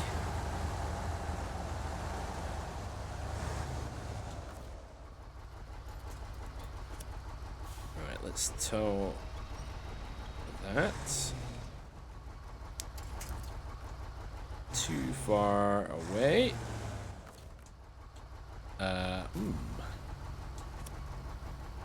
That'll do. Or is it going to be the same again? I'll give myself another nudge.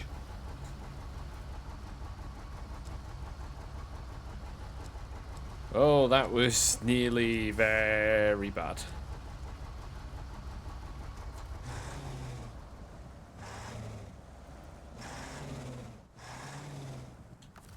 So if you haven't seen my no-wheel drive live stuff, I do this sometimes if I get stuck in the mud.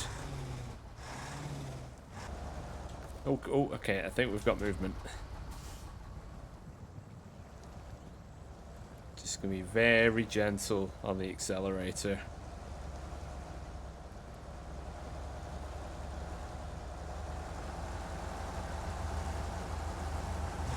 Ah, there we go.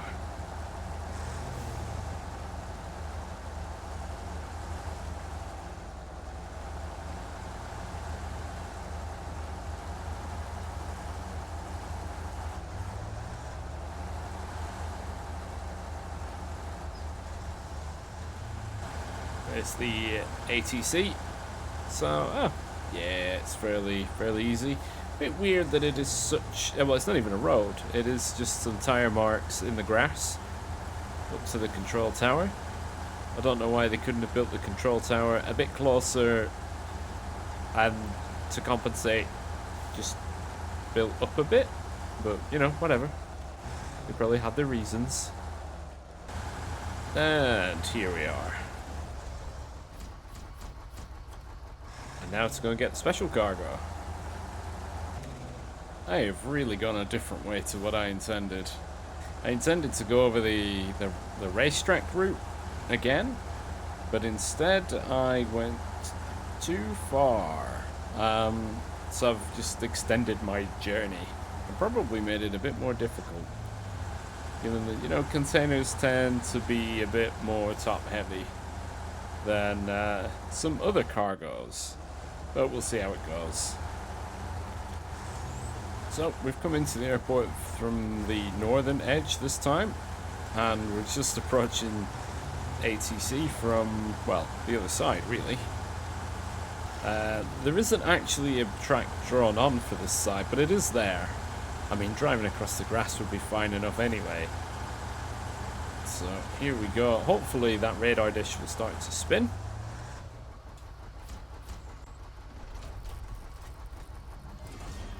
Yeah, look at that. Lovely stuff. Okay, it is scan time with closed sesame.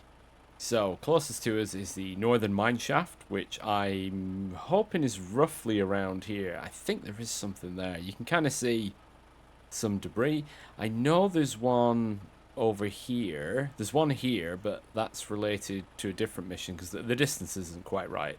So I'm going to head down to the cement and concrete works, up through the back, and we'll see. There we go. I think given the beeping, yeah, this looks about right. There we go. Right. Number 1.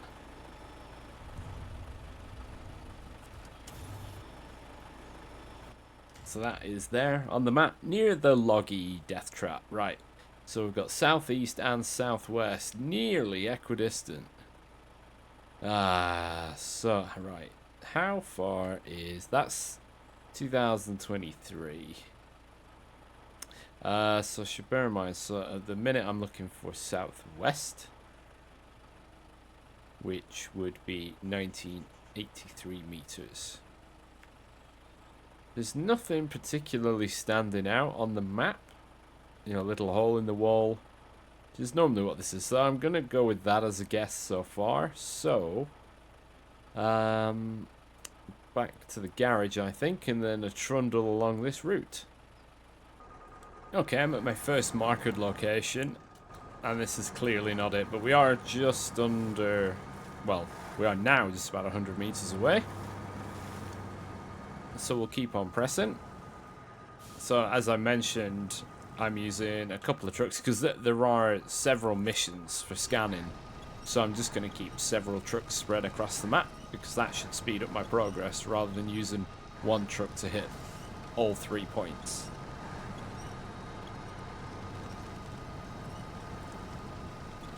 Oh, this muck is particularly nasty. Oh, I can see a mine shaft, I think.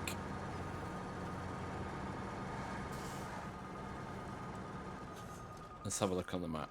Is that point up there 50 meters?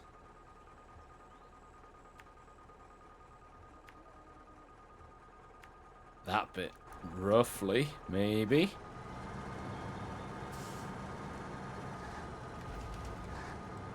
Yeah, it's got to be that. Distance is still going down.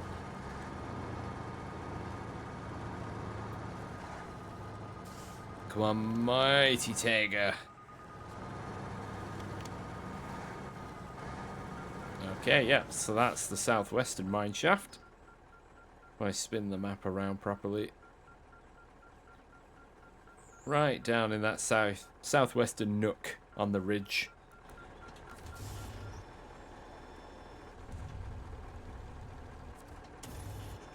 Right, now for the southeastern. Now I'm in my third truck, and as you can see, I'm 1,413 meters away. Okay, we're down in the southeastern reaches of the map. You can see our nav beacon about 160, as is the distance to the target destination, and there obviously begins the beeping. And thanks game map camera thing, we are a bit off the beaten track, but you know, the Mac defense is pretty good at terrain, so we should be fine here. Just getting up this little mound like so. Ah, there's a road. Yeah, I think my suspicions were correct. Getting all this mining paraphernalia. Yeah, there we go. Smack bang. And there we have it. So, for close, what was that, close sesame? You've got this point here. You have this point here. And then in the north, you've got, where's the bandit? Just there, just north of the concrete plant. Wonderful. So we're now taking on Silver Fever checkpoint, which has 4 scan locations, which aren't too obvious to begin with, but I think I've determined roughly where they are. So the junkyard checkpoint is 360, and the only area sort of on the map with a junkyard is this area here. So I'm hoping it's alluding to that, because it references the silver quarry. So this is the slate one. So I'm hoping, and the fact that there's a drainage pit in here, that this is the right quarry to investigate. So we'll see soon enough.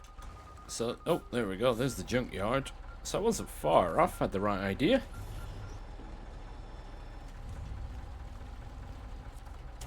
Okay, right. Get rid of that. Now, the northern peak. Obviously, the closest I've been to it was here. But I'm assuming it's this.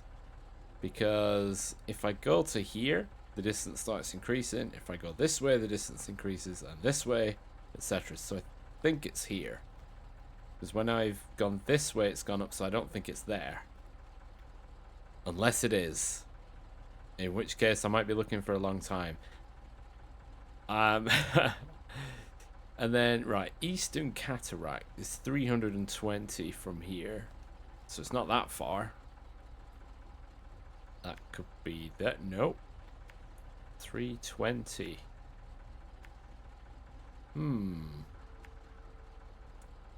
Maybe there? That's a tricky one. Let's see. Right, so we'll have to follow this road along. Oh, and it's working the way in. Oh, I think I might just be on the money here. Yes.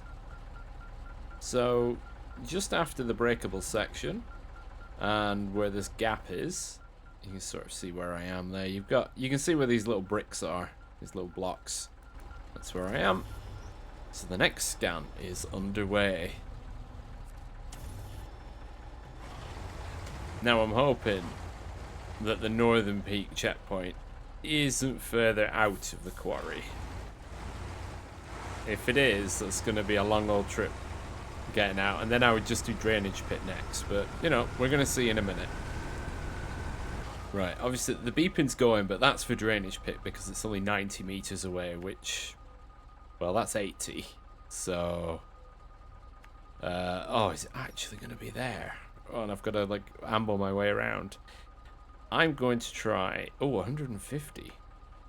Oh, that, oh, so it's not here. Is it? Oh, is it gonna be this? Maybe, just maybe. Right, well, the pit it is. We'll see once we get a bit closer to that marker. We'll be on the road underneath it. It is not there. I'm now 47 meters away. No! Oh, it is there. It's got to be there. That's too far.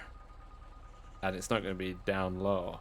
Oh, that is Yeah, that's 47 on the dot. So if we were to draw a circle where you've got that sort of ridge, and it's not going to be down here, and it's not going to be on the cliff face. So right, down to the drainage pit, and then back out we come. Into the pit we go. Right.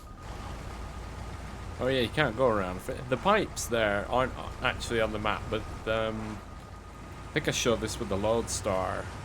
The water's not actually that deep.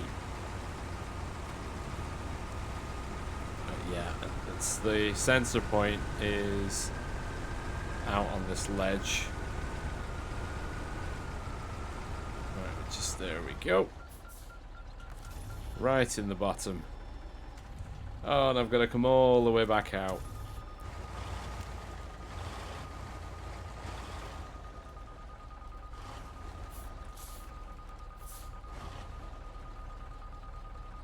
Oh, that's a tricky approach there. You ought to be very careful when you come to do that yourself. Right, we are making it to the final spot. And just to recap, the order in which, while I'm scanning, the order of which I would tackle these is Junkyard, North Peak, which is where I am now, Cataract, East Cataract, which is by these blocks, and then the drainage pit. And now we move on to Tremors. So, Tremors is based in the Slate Quarry, as you can tell from the description, and it's 4 more sections, so Stonewall, Western Landfall Site, Crew Trailer, and Main Landing. So, we're going to have to try and make some determinations. Right, so Stonewall Checkpoint is 524. It's the furthest away. I wonder if it's this. Nope. If it's this. 524, that's 541. 525. Right, so that is going to be then on the way in to the quarry.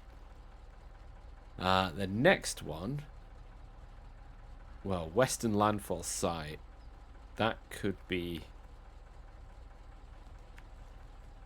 333. That could be along here, so that might be a breakdown to there and then back out. Wonderful. The crew trailer, 378. Is that there? 368. There's no... I'm not seeing a trailer, really. And the main landing, 450. That could be, say, like... Yeah. Well, that's about there then, isn't it? Right, so I've got to make my way out of here. And then we'll get to, let's say, about here, and we'll try and assess the Western Landfall Site checkpoint. Okay, we're 75 meters out from the Western Landfall, and I figure it's either going to be here, here, or here. So it's just a case of, well, driving and finding out.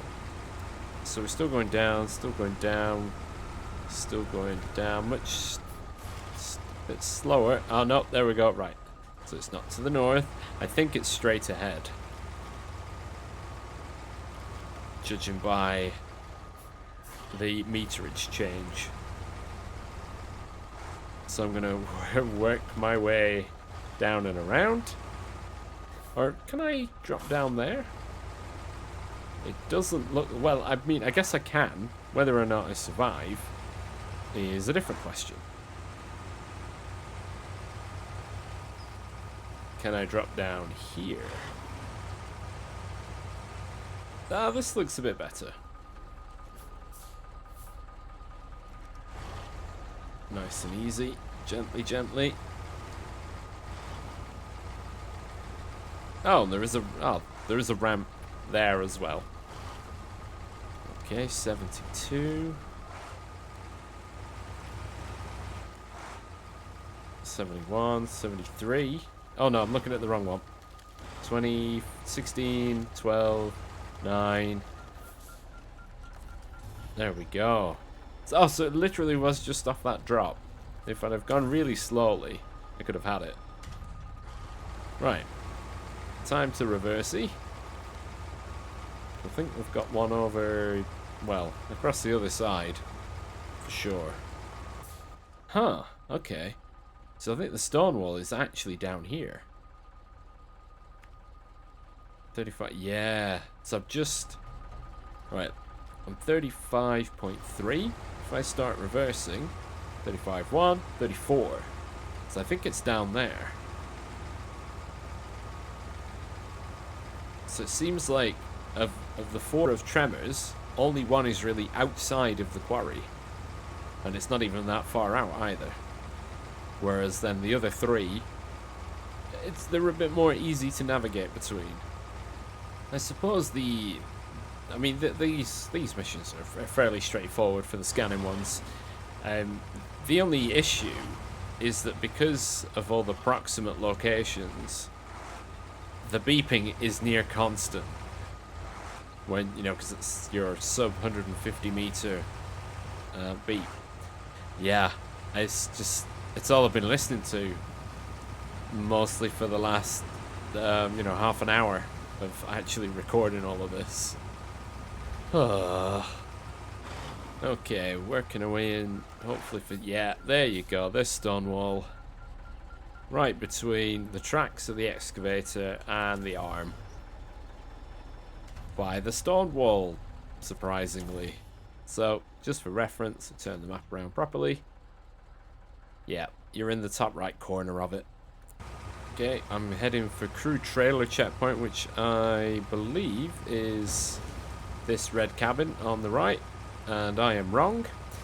Oh, hang on. Oh, it's here? No. Interesting. Oh, is it up on that rise? Oh, no, I've nearly backed into... Or is it just... Oh, my days. No, it's not on the rise. It's this way. It is this way. Oh, what? Oh! It's this little bit cut out of the rock. Just by the generator lamp. That's not naughty, but you know, it's a bit tricky. Right, last but not least, main landing checkpoint. Navigate around these logs before we smash a wheel or something. Oh, it's saying I'm 100 meters away. Maybe it's in the middle of all of that. I did think it was here. I'm going the wrong way. 130 meters away. Oh, you're kidding. It's not up there, is it? Wow. And there was me thinking it was there. Ah, I should have been checking it as I was going around. Because I didn't drive this route in. I came down the slope. So I've just skipped it. Damn. Okay, within 50 meters now, and yeah, I think the main landing checkpoint is just, yeah. So because I took a shortcut in, I missed out. So the recommended order I'd give for Tremors is this point here. Then what was this, the west landing point, which is there. Because you can head around the track and then up there. Then you've got Stonewall and then the crew area there. So I'll just highlight those. 1, 2, 3. Oh. Well, that'll do. Yep, so those are the 4 points. So you've got the entrance bit there, that's the west landing, that's the stone wall, and that's the crew quarter bit. Okay, I'm actually recording this time. Ha ha ha! Okay, 1 rock at a time too. This is one of these again, so it's 4 slate blocks. And I've been doing some digging. I've been building an Excel sheet as a torque calculator. These slate blocks weigh 7,000 kilos each. So 4 of them. 4 times 7, 28. 28 ton. 28,000 kilos altogether. So, no wonder my fem here chugged for its life the last time I hauled them out of the quarry. This time I'm taking a different approach, and you may see a Plaid with a crane behind. And if we take a look at the map, I've actually got 3 cranes. So this is where we are here in the FEM, at the junction for the road to get out. And then we have a Plaid with a crane, a Kenworth with a crane, and a Kenworth with a crane, and down here a FEM with 2 unpacked slate blocks. Now if I jump down, there you go, you can see the crane booms. Now if I jump down here, you can see the loading area is over here. So what I've done is I've loaded up and I've driven around and I've parked there and unpacked. This means that I should be able to just hoist the blocks up to here. So from here to around here, jump into that crane, hoist them from there, up a level, and so on and so on. So let's see how this goes. Now, this crane does handle this cargo very well. I mean, this kind of crane is really quite well suited to lifting vehicles, which are more often than not heavier than 7 tons. So actually the crane doesn't struggle with the cargo. Smaller cranes absolutely do. With, say, the mini cranes, you will struggle to properly lift these. If you did want to use a small crane for lifting these, I'd highly recommend the Tatra crane because it's had a mad buff and it's very powerful now. So, right, we're going to move that over there. I'm hoping I'm in the right position for all of this. Right, so that's as far as that can go. Right. Ugh. So look at it, there's a bit of leeway. You don't have to have the head of the crane, which is this bit. You don't have to have that over the cargo in order to attach the winch wire. Typically, you've just got to be roughly in range, which, there we go. So I can grab onto that. So I'm doing my typical draw the wire in while moving the head down and then lift the whole thing up, because using the winch in button, so for me on Xbox, on an Xbox controller is Y, it's very slow. It is quicker for lifting just to lift the head of the crane, which is, I mean, it's typically what's done anyway. Oh, the Discord noise. Apologies for that. Right, so we're gonna put that in there and then lower the head while drawing in. That means we get a bit more extension. Oh, like so. Right. And then, right, next crane. And look at that. What do you know? They're both in range. So I'm just going to do the same again. Lift them both up. Okay, so that's both of these on the second level now. Just be careful with these slopes. This cargo is, in my eyes, a bit top heavy. Although that one has actually stayed put. Can I switch from here? No. Right, next one.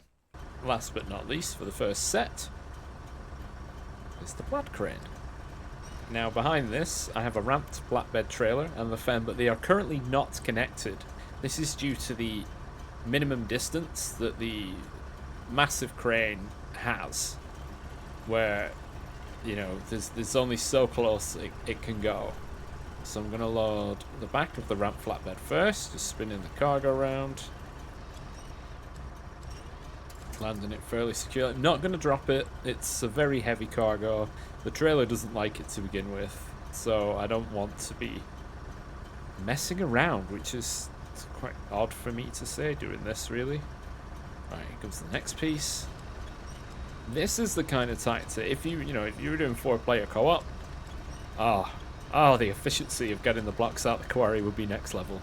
And I don't think this is cheesing it, because you need to set up, what's that, 1, 2, 4, 5 trucks and a trailer to do this. So, you know, you're putting a lot of effort in just in the setup alone.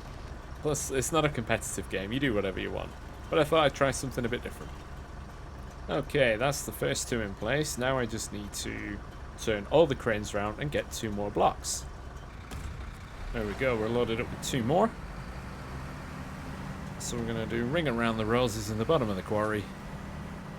And as you can see, the 3 crane booms.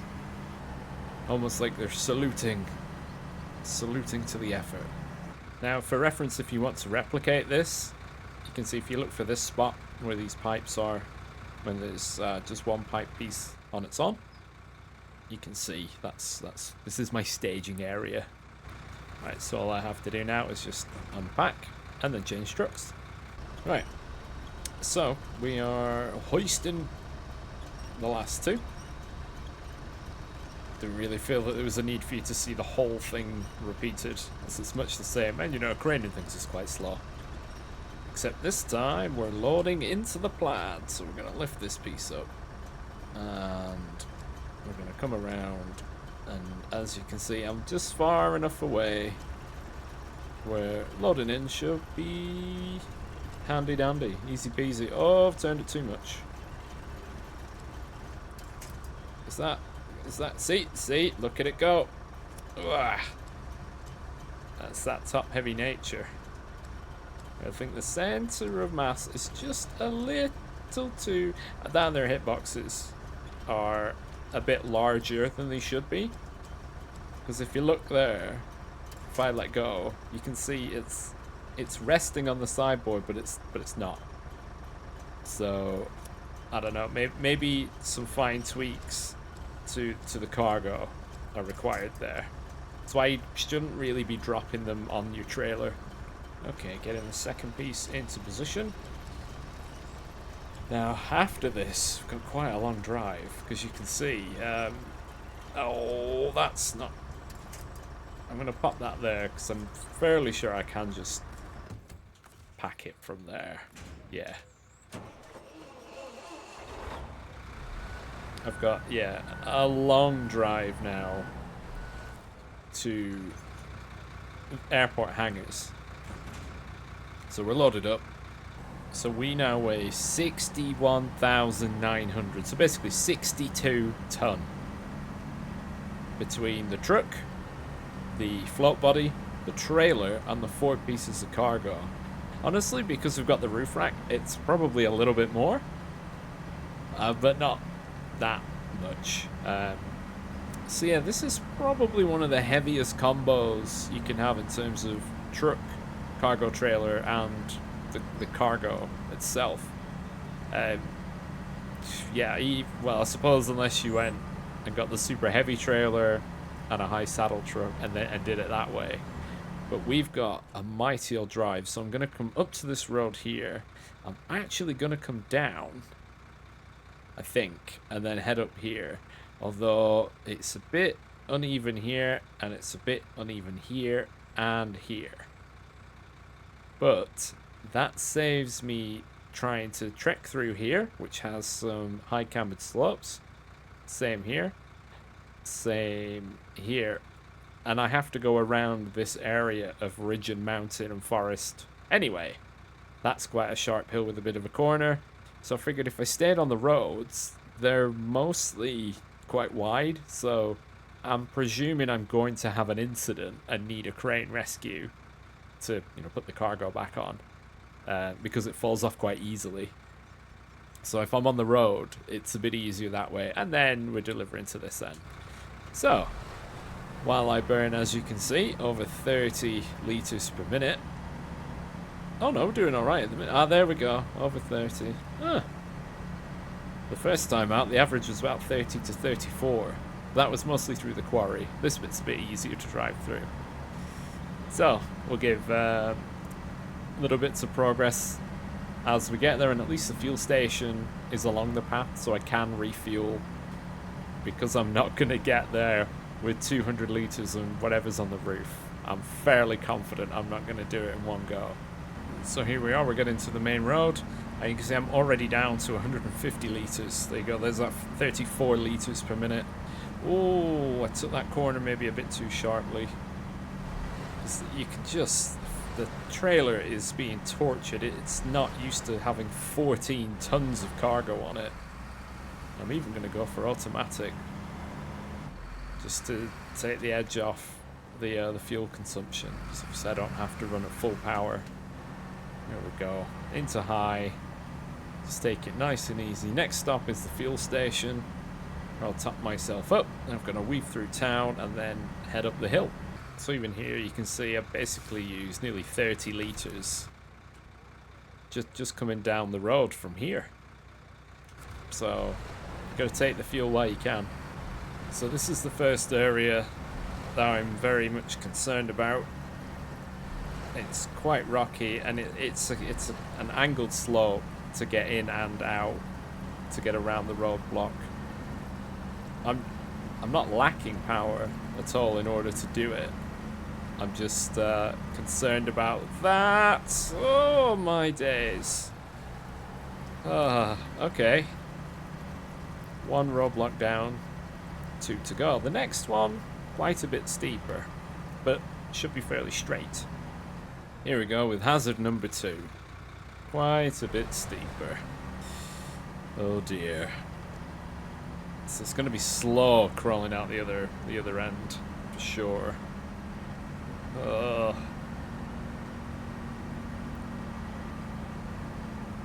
I would be interested to know. Please let me know for this sort of mission. You know, the shifting of the blocks. You know, tell me, what did you do? Did you have 2 of these trucks winching one off the other, or 2 twin steers, for example? Or did you just move 2 at a time, or even 1 at a time in 4 journeys? Tell me what you did. I'd love to know. It's one of those where there's a lot of different ways to do it, so it's good to share ideas around. And now we approach obstacle 3, which is the longest.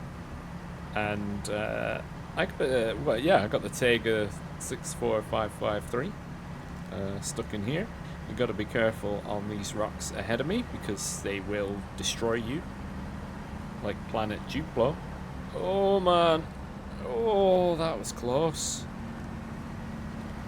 Look at the trailer.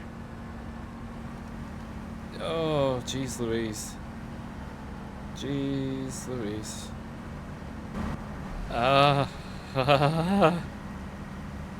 Try and keep it family friendly as much as I can.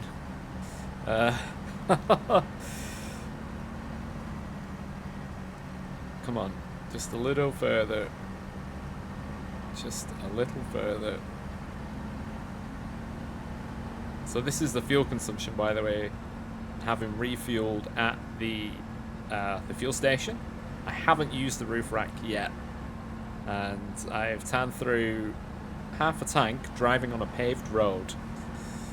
Come on, fam, come on. Oh no, I need to turn. There we go. Yes, it's happening. It's happening, little by little. We'll give you everything you ever dreamed of. Oh, we did it. What a machine. What a machine. Oh, did I actually even need to refuel? Oh no, I had 120 left. Yes, I needed to refuel. Yeah. I actually didn't need to because of the roof rack spares. I could have done from what I did it all in one go, which I am genuinely surprised at. Oh, it did it. What a beast. What an absolute beast. I'm dead chuffed with that. I really am. It is a bit weird if they do intend to fly these out of here, because they're going to need basically one of those Antonov cargo planes. These are 7 tons each. A helicopter's not doing it, that's for sure. And 20 grand, pretty much. Nice. Right, it's time for it in the right place. So, the construction semi-trailer that we brought out of... Was it out of here? It was one of the quarries. We brought it up here. It now has to go into the silver quarry. Now, I can't go this way, which is sort of the long and easier looking way around, because that conveyor seam is broken. And from what I've seen in a Discord co-op snow up session, is that this route is very narrow, and in fact the truck fell off here, and we had to basically... I bungeed a Zix 605R off the edge with a winch attached into there, and then we dragged it to the finish. What I'm going to try is to follow this road down here, cross over behind all my crane trucks, take this route, and then do a U-ey, and then try and basically go down there. There looks like a bit of a ramp. If not, I'll have to try and turn it around, But we're going to see how that pans out, because that's a much easier route in and saves a lot of time. So let's see how this goes.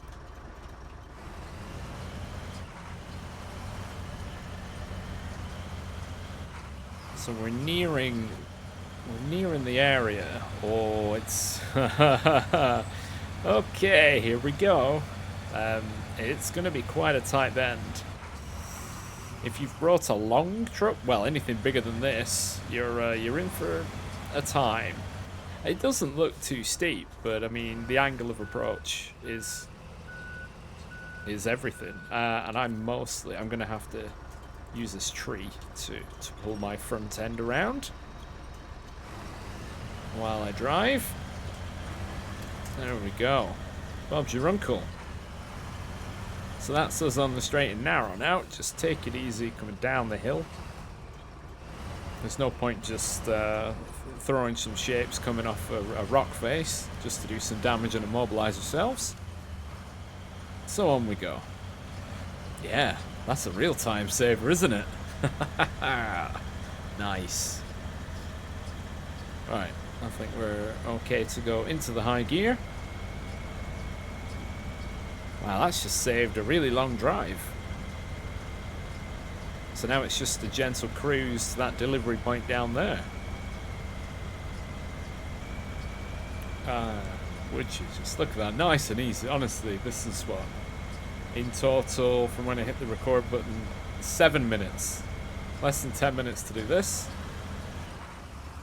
Sure, that's why it's only 5,300, because there's a somewhat hidden shortcut. A shortcut in Snowrunner that actually works. How weird. Here we are with the last of my current tasks. I know there are more, but I'm just doing it for something straightforward.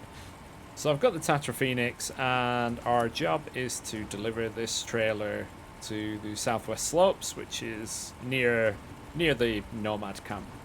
So, if you didn't know, the Tatra crane has had a massive boost. It's a lot stronger now.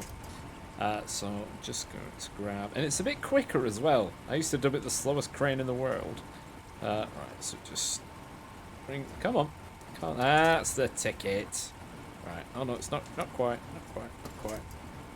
It's yeah, you know, bit fiddly.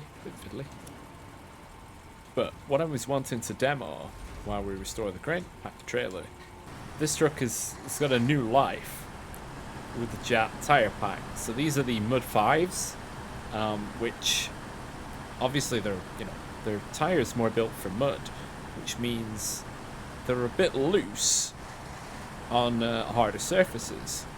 But as you'll see, obviously not here because this is water and mud and a bog, is that this thing absolutely flies with these tires on, and it's so fun to drive. Now, if you like a bit of speed, all you have to do is lock in, obviously, the high range gearbox. You're not going to go very fast without it. Stick it in high gear, leave the all-wheel drive on, and although this bit is particularly windy, you'll see that these just have, because it's 8-wheel steer and a lot of power, apart from the engine making the same rev sound every 5 seconds. That's the only downside. This is absolutely flying, and it does this with proper cargo as well. You do just have to be a bit wary of how agile the truck actually becomes, and you have to make sure essentially that you don't oversteer, as in turning too much, not actual oversteer like you would get in a racing car or something. Because ordinarily trucks turn quite slowly, so you just hold whichever direction for a long time until the truck is mostly there. This, you only have to make essentially a small adjustment because you've got 8 wheels all doing that job for you. But I mean, it's just flying. I mean, I'm not fussed about the fuel consumption, and you shouldn't be either. So yeah, rig this up, have a go. The Tatra Force is the same, except obviously it's not as fast given the type of truck it is. But so just now, as we're somewhat nearing the delivery. It's just flowing. I might even consider towing a trailer with this thing. Initially, in its first review, it didn't score very well because you couldn't even combine the flatbed and the crane. And this came out in season 5, and we're now on 13. So it's been a long time coming and long requested, but finally the devs have made that change. So you're not just stuck with either the crane or the flatbed. So I'm just gonna scramble over this, and I've got the bodywork which actually lifts the front bumper even higher to make it even less likely to catch on the ground. So we've just got to ease it into this little gully, and then up to the right. I love the 8-wheel steer. It's so good. Honestly, this truck with the high range box, made for it. I mean, look at that. It's just what you need. And there you go. Big Brother scanning you. Done. Oh, it's going to deploy while it's in the back of the truck. Awesome. Vroom, vroom, vroom, vroom, vroom, vroom, vroom, vroom, vroom. So, Fury Road. I guess because it's a tanker. Right, let's... it's another film reference, if you somehow didn't get that. Right, so it's to get this tanker up to the logistics center. Obviously, the first thing we have to do is pop it back onto its wheels. So, hopefully... Is that going to be enough? Well, it looks like it. And then if I just try and get underneath it from an angle so that it can't fall, or it falls towards me. Let's, there we go. Yes, physics happens, and there we are. We are attached. Is there anything in this? It's full, but it moves as if it's kind of empty. That's kind of cool. Right. So it's we've got to take it up here, and then basically this unlocks the rest of these missions, because I've only got that one left and that one, and there are 2 tasks I know of that are still to be unlocked as well. So this is my only available mission apart from the 2 contests, but those don't really count. So here we are with the mighty Azov 6. A solid all-around workhorse. This is just the first phase of Fury Road. The next is to deliver a cistern, I think, into this quarry. And there's also 4 or 5 oil barrels. So those 6 pieces of cargo altogether all come from the fuel station. But I have 2 different delivery points. Not that you could move them all in one go, because you would need 9 slots to secure them all. I suppose, if you were overloading and stacking, you could move them all, but the cistern is a 5-slot cargo on its own, so you might as well just do 2 separate runs. As always, pop-up boulders are no friend of the Azov series of trucks, and neither is the turning radius, as you can see. I'm going to need to roll back, adjust, and go again. But because this thing has got so much power, you can either just stick it in auto or stick it in high, and up you go. Honestly, the mud tires from the Jack of all trades pack make a huge difference, because they've got such a big footprint compared to the other mud tires that are, I guess, the vanilla ones. Definitely worth checking out if you don't already have the Jack of all trades. And just like that, easy as pie. Unless you need the fuel, if you're in hard mode, keep this with you, but you kind of need it to be delivered in order to progress with the contracts. So on to the next step. Holy moly, it's a big lad. It's the cistern.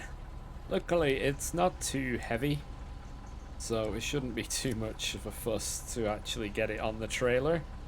And it's oh no, come on, you can do it. Just oh oh, it's got a wonky hitbox and everything. Oh man. Right, well oh no, that's not gonna fall. I'm going to have to, of course I brought the smallest crane in order to load it, because what else would you use? So the blue frame doesn't have collisions, but the white tank bit does. So that went weirdly well. That's yeah, just how they do it IRL. Anyways, right, this is going into the new slate quarry. So that's down this road. No, it isn't down this road. I have to come up to here, and then, oh, down this road. Yes. And then it's the barrels that are going. Oh, I could use the crane to throw the oil barrels down into the bottom. Good thing I left them all there. Haha. Right, let's go. Here we are at the shortcut spot once again. Should be a bit easier this time. Trailer's not as big, truck is not as big. Ah, look at that. Absolutely sending it. God, it's such a time saver. Oh, just mind the front bumper. Oh, mind the suspension. Yeah, totally realistic. Definitely realistic. Right. So, wait, have I gone the right? I'm not seeing any. Hang on a minute. Oh, not again. Right, looks like I've got to turn around and drive up that slope. Well, I guess this is a good way to test how difficult it is to get out of here without going the long way. Let's see. A lot of the wheels end up off the ground, which isn't ideal, but it seems like for the most part it's doable. Let's give it some welly. So I was already going the right way. I just peeled off the road and went the wrong way. So I need to turn left here. Right here, not left. Right. Yes, directions. There we go, we're back on track and we're heading into the new slate quarry because, yeah, I'm smart. If only there was some kind of indicator on the screen which told you where to unload the cargo you've got. Tricky bit out of the way, and now it's just a simple cruise into the bottom of the quarry. Doesn't really get much easier. And easy as that, rolling in at the base, up the rock face. Ooh, a bit more bouncing than I anticipated. And then we're going to move on to stage 3. Right, 4 oil barrels, and we're going into the silver quarry. So this time it is this way. So this time I will take the shortcut properly and not have to reverse it on. So I'll go up here, down, do a U-E. It really is a time saver. I'm glad I discovered that. Right, so am I going to be able to get out of here in one go? Let's see. Just about. Yeah, let's go. So approaching the shortcut once again. This time with the aim of actually going down here rather than just going the wrong way. So we're going to hobbly bobbly down. Ow. That's alright. And as I said, when I had the cistern in the trailer, it's pretty plain sailing from here. And at least the deliver arrow is in the right spot this time. Well, as imagined, a fairly straightforward task altogether. Now just hauling into the delivery area. There's the fem from earlier. So I wonder when we get to see the minecart cargo. Right, let's get these delivered. And boom, Fury Road. It's time for another big mission, and it's probably the last time we'll see the Fem for a while, so this is not a drill. So we've got to head into the silver quarry with the drilling equipment, which is the 4-slot cargo container, and oh, it's 5 drilling spare parts, and I've only got 4, so really you should probably do this. It's 2 journeys, really. So that's my little marker. So we're going to head into here.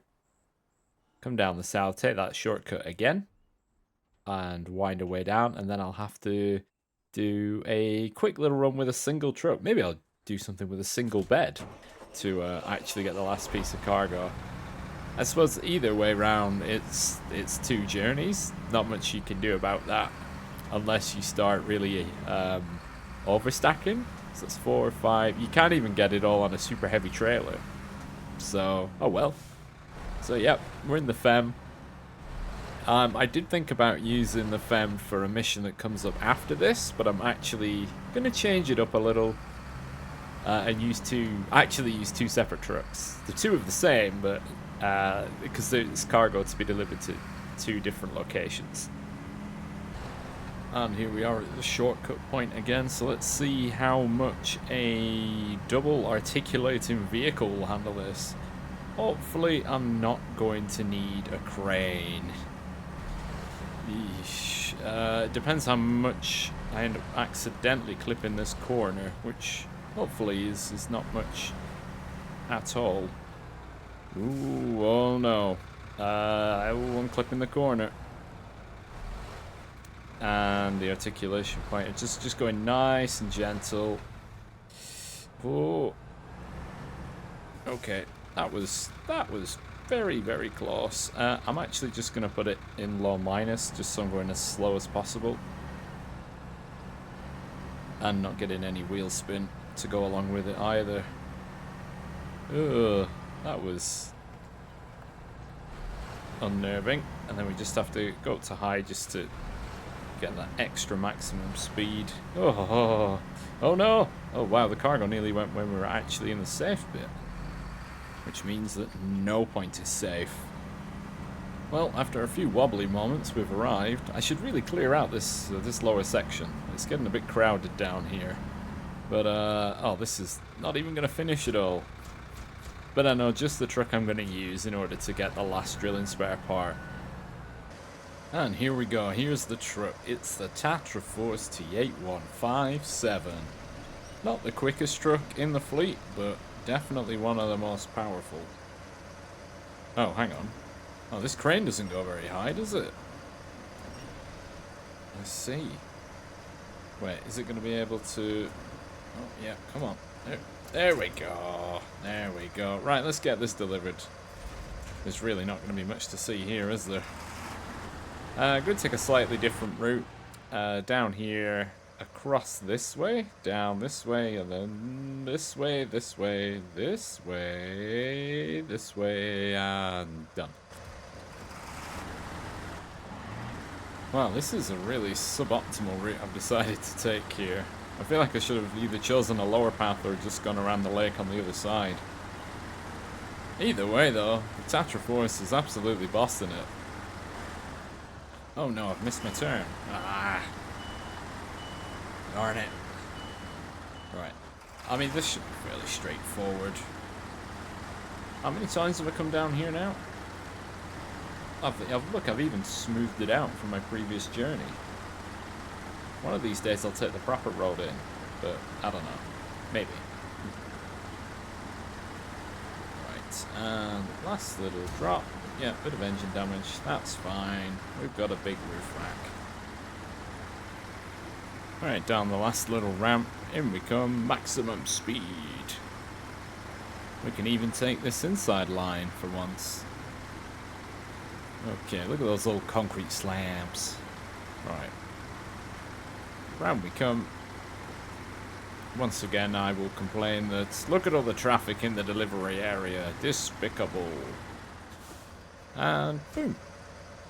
New task on Zerbai quarries available. This is not a drill complete. So that, where's this new task going to be? Oh, it's there. Where's taking out the... It's right here. Taking out the trash. 24,400 reward. What does it involve?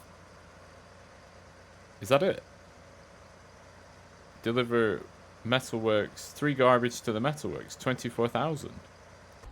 Well, well, well. Back in the Azov. Time to take out the trash. So each quarry has a garbage bin to collect, which means it's a bit of a longer one. So I'm in the bottom. Was this is the the silver quarry. This is the silver quarry, right? So I'm gonna head out and up through the shortcut, and then down into the slate mine and grab that one. So I'll have the 2 of them, and then I'll have to make another journey in for this one. where I don't even have a truck nearby. I think I've got stuff, I've got cranes, but that's about it, really. Or, actually, I do have a truck in... Oh, no, 'cause you need a crane to actually load it. So what I'm going to do, now I've loaded here, is go to the northern quarry and grab this one, because I've got no other vehicles nearby. And then the slate quarry, I have the FEM and, well, 1, 2, 3 crane trucks, so we should be able to sort out getting that one out easily. So I'm going to head up here, up the shortcut, back around across, and then into this one. Here we are, approach it from this side of things. It does not look like a means to get out of the quarry, given that initial impression. But with a bit of bouncing, I suppose big enough wheels and high enough bodywork, it's very doable. Obviously, it's easier coming down than going up. There we go. Last little bit, and then it's just the hairpin turn. And then easy peasy, really. Right, so we're heading into... I'm not actually sure what the northern quarry is supposed to mine. Because you've got one slate, which we've been in a lot. The silver one, which is the one we're sort of getting up and running.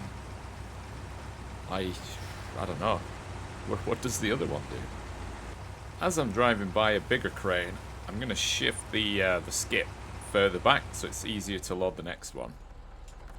There we have it. It's now in slots 3 and 4 on the trailer. Just to double check the route, yeah, just heading in. I think I can kind of shortcut my way down. Should be fine. This road's, it's a bit more rocky than I remembered. Although, have I really been down? Oh yes, the construction rig semi-trailer comes from down here. It's a bit of a pain to tow out. There's a lot of big boulders. What I'm going to try and do is see if I can just reach the garbage from here. Roll forward a little bit more. Oh, okay. I thought that was going to be a solid barrier, to be honest. Oh yeah. Now we don't even need to go down there.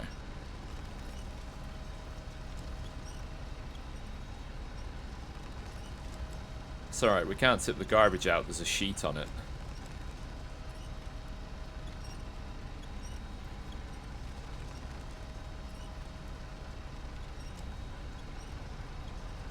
And the last little bit, just lift it on back, and then there'll just be a little reversing maneuver, and that'll be that.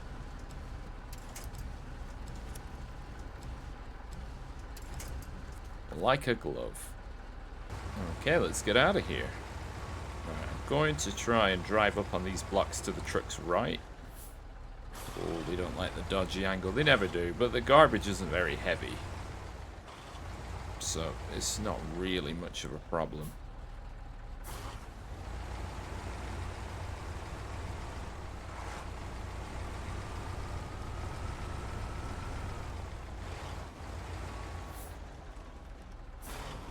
There we go.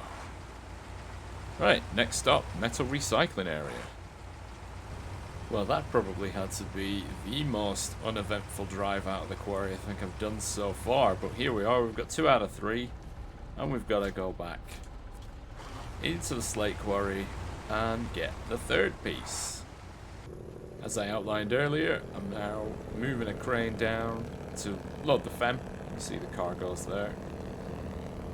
Come on, Kenworth, I know you've got the big crane up, but even so. Right. Right, I'll see you down there when we get the cargo loaded in. There we are, we're rolling in. Yeah, there was a huge boulder under my wheels for a long time, and it appears to have just despawned. It's a bit of a... I shouldn't get too close to the truck here, or else I'm not going to be able to unload the cargo. Let's do this. I'm not going to be at any risk of falling over, that's for sure. Or am I just not going to be close enough? Oh no. Ah, there we go. Just about. That's what you do. You drag the garbage from as far away as possible. And then haul it into a truck. Like so. Alright, I guess this can just live down here now. And I'm just going to donate some fuel to the fem. Yeah, that should be fine. Right. Wow. It is small in there. And off we go. Up, up, and away. So this is another one to the recycling area. So it is just a case of looping around. There's no real shortcuts to get in and out of this one. Up the road. Down the main road. Yeah. As straightforward as it comes, really. You know, I've been going for the last minute wondering, why is my truck just chugging along? And I hadn't even considered that I've only got a handful of litres of fuel left. Oh dear. It has been a bit of a slow and steady one, as it can be using low gear in the fem. But, you know, we've made it to the road, so there's just the last little trip down to the metalworks. I think this might be the penultimate task, but we'll find out afterwards. Well, well, well, here we are. And yeah, let's just get rid of that. 24,000 for probably one of the most straightforward missions in the map. That's pretty good. Right, so we're going to have a look at the tasks quickly. Because we're 86% overall. Ah, there's one more. Weigh the water. Ah, water delivery. I might have to pull out a dairy special for that at some point then. So it's back to contracts.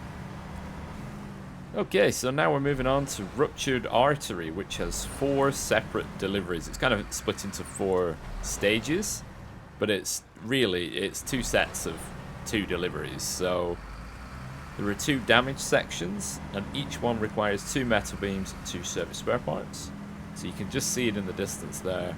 One of the damage sections is up on the cliff edge, and kind of acts as a barrier to get it into one of the quarries, which is why I've been taking that cliffside shortcut. So I've got a Plaid over at the helipad, which is loaded up and ready with the spare parts, while I'm going to use obviously this fem to deliver to damage section 1, and then the Azov 64131 to damage section 2, as it's a slightly different route. You could load all 4 in one go, but the route you would take does mean you would double back on yourself quite a bit. So, you know, it's probably easier as well just to split them into 2 loads of 2 for the metal beams, and just, you know, use a trailer or, you know, something like this. So we've just got down to... This is probably the slowest part of the map. Not quite this mud bit, but the one afterwards, because this even had the Tuz Tatarin going pretty slowly when I was playing this in co-op, which, I mean, you know what that's like for its performance. But that may have been a ground clearance issue, given that the water here is pretty deep. But, I mean, the Fem is rocking, what, 70-inch tires? It's 69 or 71-inch tires, something like that. Even though slowing down a bit, this, yeah, like I said, this is probably the worst bit on the map for mud and water. But should be able to drag myself out of it now. Oh no, it's not this bit. It's this bit coming, because it's also the longest section of it. And there's a couple of trees in the ground for if you do get stuck. So just bob the Diff Lock in again. There, now you can see it struggling a bit more. So we're just going to dial the speed down. Yeah, because even the water's catching the frame of the truck, which will slow us down a little bit, but nothing too dramatic. So, yeah, obviously we can't go across that bridge ahead. It's another sort of off-road shortcut, so I'll see you at the delivery point. So we're here at Kaz Minerals, which is pretty much the only area of the map we've not had any interaction with. So this is kind of like the last piece of the puzzle, because it links to that last mine. It's alright, let's deliver these, and now it's stage 2, but I'm not going to do the service spare parts yet. Is it this one? Yeah. I'm actually going to run and deliver these and just get them into position. That way I can just jump in and give the Plaid basically one big drive. Alright, just ease it around that corner.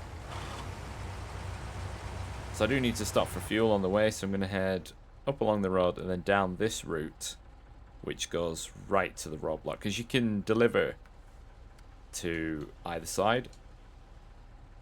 That's the cargo. There we go. Yeah, you can deliver to either side in the same way that you can see there. Either way around.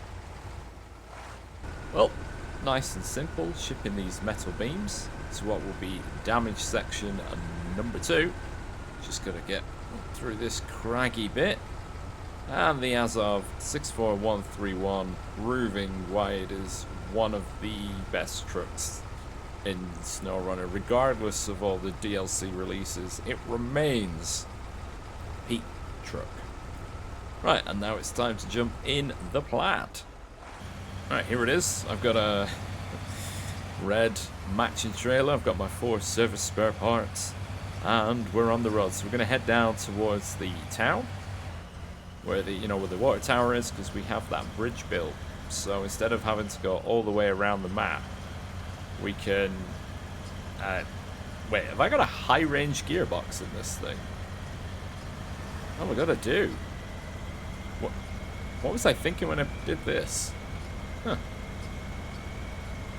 Anyway, yeah, we're heading down through the town. We can jump quickly to the first delivery and then back on ourselves for the second. So obviously this truck is a bit faster than the others I've been using. And once the trailer's gone, I will... Well, that was close. I was going to say tactically unload the trailer first, and as I thought about saying it, I unpacked the cargo. Wonderful. Classic. Oh, this corner's a bit tight. It is my first time actually really using this road properly. We did shortcut over the rocks, it was a while ago now, when I basically came up this way forgetting that there was no bridge. Right, oh, I'm going to end up pulling myself over at that angle. But, yeah. It's not too bad, if I remember rightly. Whether or not the high-range gearbox is appropriate for this truck, it does... I mean, maybe with different tyres, it's obviously its performance in the mud could improve. But the higher speed, high gear, is high-range gearbox. Well, hang on. Yeah, I need to go left first. It does mean that in off-road conditions, it does plow pretty well.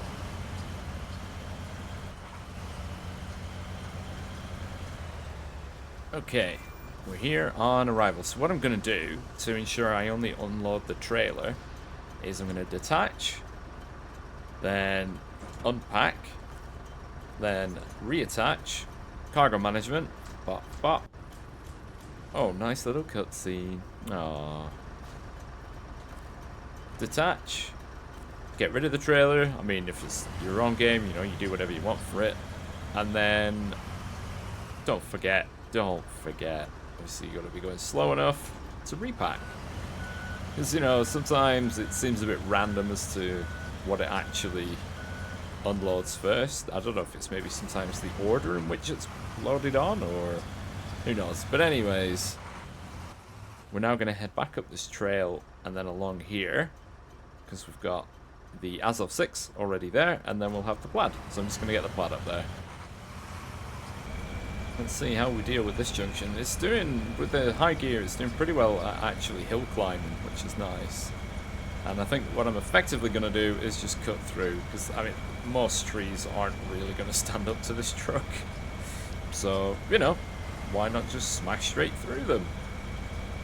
As long as you don't hit the front wings on anything, there's not much that's really going to stop you apart from the deepest mud. Oh, I love that when you catch a rock with the wheels and it kicks the tail around the corner, you're like, boom, I don't even need to steer anymore. It's just the little things. Right, so we've got a little bit of mud here, which is nothing. So these are the larger versions of the Plaid's default tires. I think they're in the off-road class, but you know, they're semi-capable at least. So we've got another bridge coming up.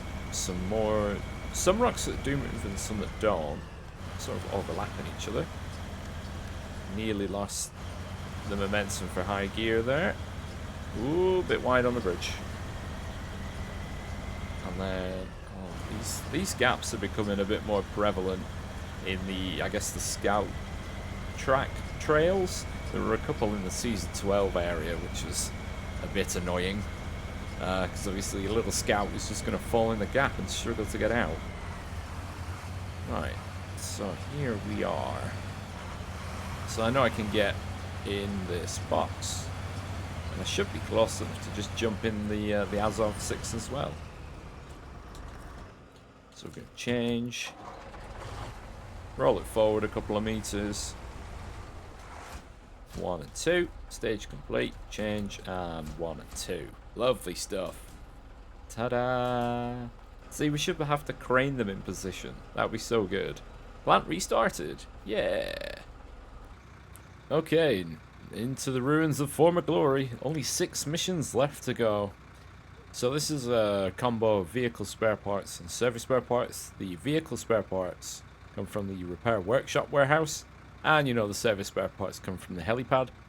So we're going to drive the FEM all the way down here again. And then in the north, we got the Azov Atom, which is going to take this trail. Basically a repeat of the previous mission, except it's not quite metal beams. So I'm going to get on with that. I've selected the FEM again. I know you've seen a lot of this truck in this map, but when it can carry 4 cargo, you know, it's just what you need. But additionally, you know, at the bottom of the map, there is that boggy area where we saw even the FEM having to go quite slow. So, you know, I could use a truck with a 2-slot flatbed and a 2-slot trailer, but then I'm really going to struggle in the muddy area, and I just don't want that struggle. Hence, why I've got the FEM. Alright, we're already through this section. We're going to get it through the boggy bit. It's, I don't know. I think it's a bit of a shame you can't just drop off some concrete slabs or blocks, which, you know, whatever the two-slot one is called, to repair that. You can just about get a scout across it, but obviously it's pure danger zone for anything bigger. But I don't even know why it would be concrete in the first place and not paved like, I don't know, a normal bridge. That's a very odd choice, but it's, you know, it's designed to be an obstacle you have to go around that it'll never be fixed. So we'll fix the mine, but not all of the passageways. Womp womp. But yep, we are here at Kaz Minerals once more.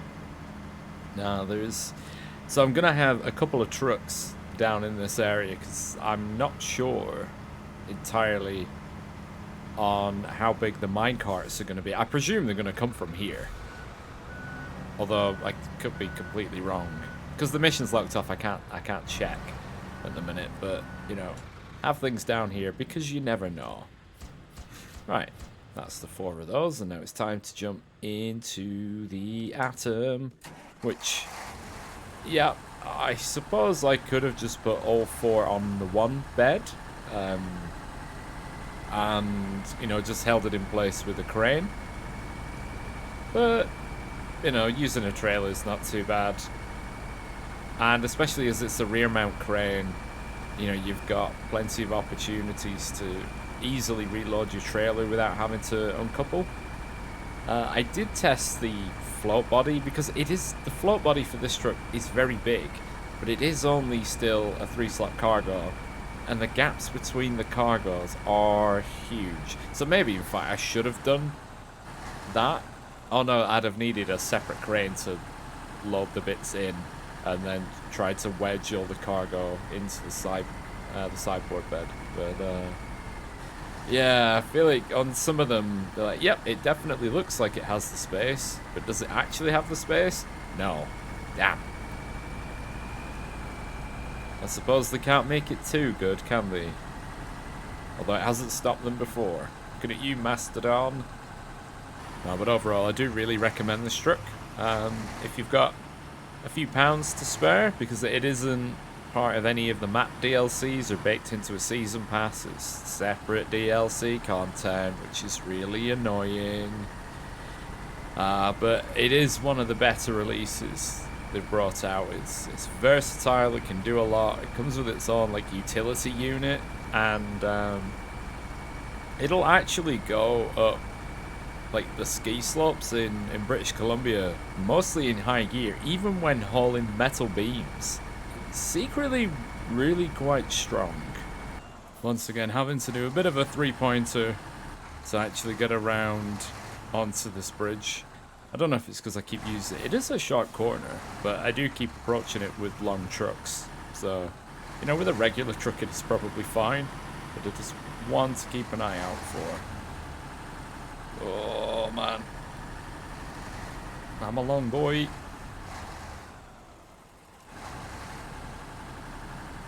I don't know, there'll be somebody that'll want to comment, oh, Diff Lock does this, all-wheel drive does that. It doesn't really bother me. It doesn't bother me, and turning them off makes such a small difference. And I can't even turn off the Diff Lock anyway. Right, just take it easy there. Right. I might have cut this one a bit too fine.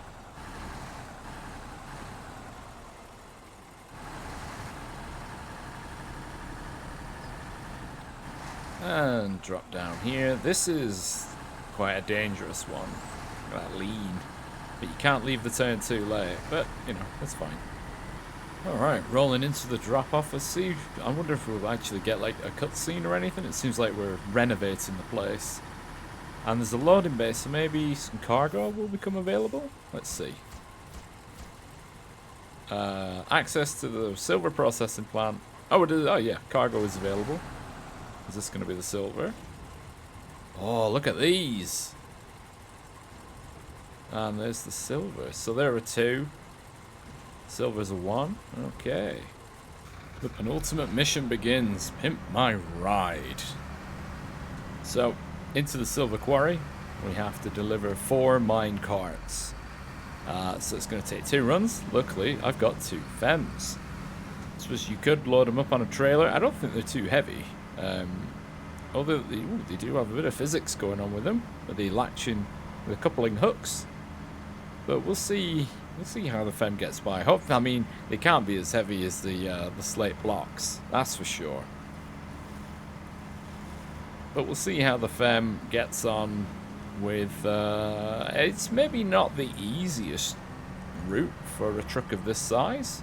The Plaid did have a bit of a lean, but if you know what you're doing, this truck can be a bit tricky to actually destabilize. Because all you're really doing is you just need to turn into the fall. And because that is so aggressive, I've gone the wrong way. It can prevent you a lot of the time from completely tipping over. However, if I drop cargo, that's when we need to get a crane involved, and then we'll really see the difficulty and weight issues of a cargo such as this. Well, the FEM seems to be handling this route, well, nice and dandy so far. Slightly bumpy. Because, you know, the suspension travel on the FEM isn't huge, but it shouldn't really need to be given the size of the wheels. But, you know, there's the odd camber that will catch you out. And, you know, we all know what it's like through the mud and the snow. Think and shift. And here we go with the quarry entrance. Slightly different to what I'm used to, for obvious reasons. But I don't really need to use the shortcut path anymore. So I'll actually get to experience it from this side of things, which does offer a pretty great view of the world below.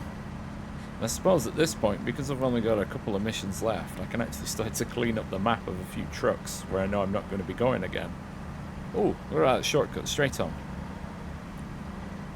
So, this is probably one of the more moderate ways into a quarry, to be honest. It's wide enough for something as big as this. You can get anything in here. easy as pie. So I don't reckon this cargo is very heavy at all. It will be going into the torque calculation spreadsheet that I'm currently building. But these seem very, very straightforward to move. I imagine the silver is going to be quite similar to gold, where it's quite heavy for a single slot cargo. But no, these minecarts, easy peasy, mate. Right, this is the first batch in, and I'm literally going to do the exact same drive with the second. Alright, here we are. Literally event-free, double fem action. Let's go for that cutscene.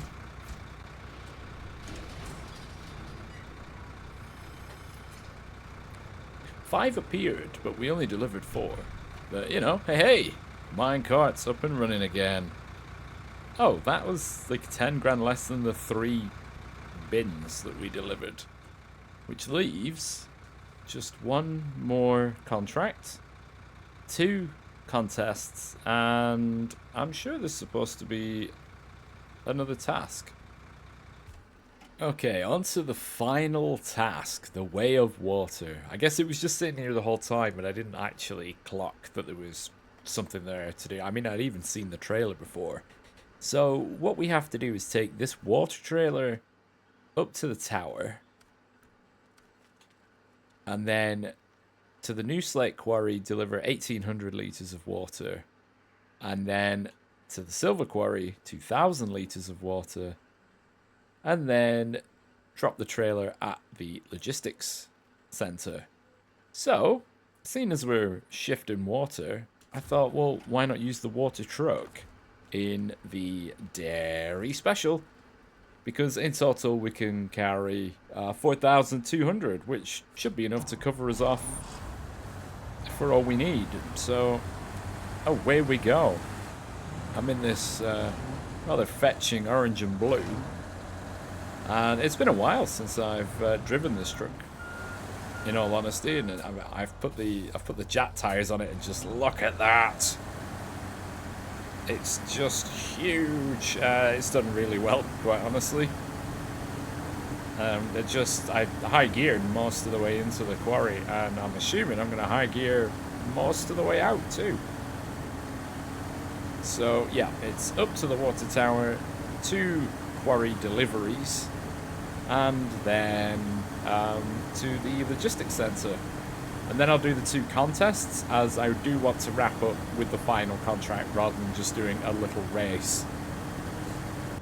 Okay, so we're here with the trailer. It's quite a long drive because you have to go really pretty far. So I'm going to top up the trailer, top up the truck, and then, right, so it doesn't matter which order we do it. So new slate and silver, which is the bottom 2. It looks like we have to go all the way back around, which isn't ideal. Is that doable? There's only one way to find out, and it'll save quite a lot of time. And at least, so I think new slate quarry first, come down the shortcut into the silver quarry. Right, so I need to head to the processing workshop, and then gingerly try and get down these cliffs. There are a couple of cranes knocking around if things go sideways, so we'll see how it goes. Also, the location for this is really annoying, because there's not really anywhere to turn around. So I'm going to have to try and just cut through these trees. But at least, you know, I can tip the water tank trailer over, and it doesn't matter. No spilt cargo. Right, let's get through these trees. Beep beep. That's the ticket. Wonderful stuff. Right, in through the processing plant, and we'll try and go down the cliff. Okay, so we should be able to just horn through here. Oh, to the right first, which we've been down here before, though only briefly. So I could always just chuck the trailer down. Oh yeah, there is kind of a route. Definitely intended, I think, more for scouts than dairy special. Whoop. But with pretty much zero fuss, I suppose I could have gone up that way as well. It would have been a bit more fiddly, but it would have saved a lot of time. So if you want to know what that is, it's the back of the processing workshop. There's two small ramps which cuts out having to go all the way around the outer edge of the quarry. Right, so next stop is the new slate quarry, so let's go. You know, part of me considered using the cranes to lower the water tank down into the base of the quarry, and then using the FEM that's still, well, oh no, it isn't still down there. Oh no, that's in a different quarry now. But I could have lowered it down. I've got, you know, I can see the Kenworth down there, which I could have hitched up and sort of done it that way and then lifted it back up. But I've moved a few of the cranes. Well, I've moved 2 of the 3. I've driven into a cliff there. So, you know, by the time I got everything set up again, I could just drive in and out. But, you know, if you've copied that notion and your cranes are still there, then there's no reason why you can't ferry the fuel trailer, the water tank trailer down the quarry side and then back out.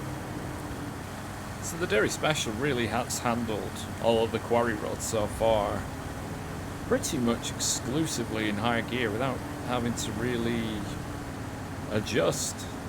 That's, you know, I mean, the tires obviously help because they've got good traction in these conditions, but because it's just such a stable platform, it kind of just goes and goes, and it's pretty fuel efficient. The fuel usage I've got here is from the garage around to the water tower and then down into the quarry.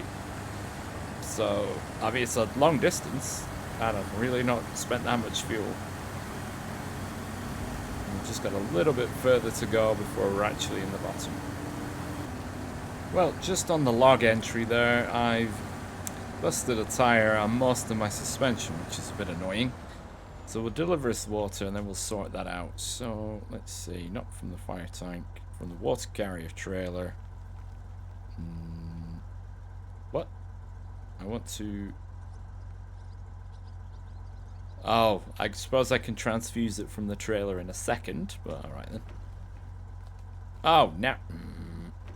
Sorry, was I changing the wrong thing? Or was it just not an option? I don't know, there was something weird going on there.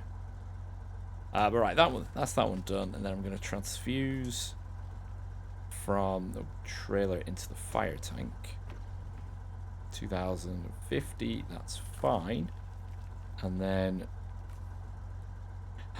like it doesn't give you the option to choose which tank to drain from. Right, and then refuel, repairs. And spare wheel. Right, so now we're going to head up and get the map turned the right way around. We're going to head up, and then on this curve, just come straight down there, and then we'll be into the silver quarry. Okay, so we're at the top of the sort of the interchange, I guess, between the 2 quarries. I'm going to leave the water trailer there because it is empty. I don't need it in the bottom of this next quarry because its next destination is the logistics center here. So this is the route I'll use to come in and out. So we're just going to gently send this down here, I guess. I have broken another wheel. That back right one there, second from the back, but it's not really hampering the truck too much. I've taken suspension damage again. I won't fix it until it's completely broken. Ooh, that was a bit of a bounce. And there we have it. I wonder, you know, because I've got all the water loaded on, that I'm quite a bit heavier than normal. I should, in reality, be only 2 tons heavier than normal, given that a kilo of water is equivalent to a litre. So, yeah, it shouldn't make too much of an impact overall. So we're going to go down. It's kind of towards the little pit, which is a bit odd because there's already a lot of water. But maybe they do need the clean water and not dirty, puddled water. even though we do deliver it next to the pond. There we are, into the bottom, and I'm going to use that truck's multi-purpose unit to actually top myself up with another wheel, because why not? I mean, I put it there in, you know, in case of this kind of situation, really, and it's worked out. So the next mission is to deliver the water carrier trailer to the logistics center, and then it's on to the 2 contests. Okay, this should be pretty much the last time I have to do this. I'm going to put in the diff lock just to pace the truck so it's not flipping and flopping everywhere. But no, the dairy special's it's been pretty good to drive. Oh, literally tipping over as I say that. What has happened? Oh, I see. Okay, well, we should be able to get out of this pretty easily just by leaning into that rock. How this hasn't been a problem yet so far. Maybe I just need to adjust my approach more to the right, I think. Yeah, there we go. Right, so I've just got to get up to the trailer, which I will go left and then reverse back around to grab it. There we are. We've got a winch cable attached, just pulling it in a bit closer. Is that no? Not good enough. Okay then. Tow by cable it is. There we go. Right, to the logistics center. The only way it's more difficult to go in this little junction is actually straight across, where everywhere else there's nice turns for left and right. But I kind of awkwardly go around. And then, oh my days. I don't know what it is, just for a split second, in my mind I'm thinking, I could just go straight across there. But knowing how the suspension of this truck articulates, it's just, no, that is a bad idea. You're going to end up rolling it over and cursing. Let's get there. One last bit to go. And easy as that. Here we are, pulling in. So this is it. The tasks are now complete for this region. All that remains are 2 contests and 1 contract. As long as I actually roll the trailer into the box and not just the truck. Okay, next on the list is gone in 240 seconds. Now, the goal on this one is to drive along here, then back across in the middle section, and then over the top, as you can see. So, why not give the Scout a proper test? Let's do the all-wheel drive on, we're going to need that. Right, let's go. It shouldn't be too bad for doing this. It's pretty robust as Scouts go. I think I've got the Jap mud tires on there. Am I up or down? I'm down. Come back on the way up. So yes, you can. I mean, it's not particularly muddy in the bit I've just done, but it's gone through there well.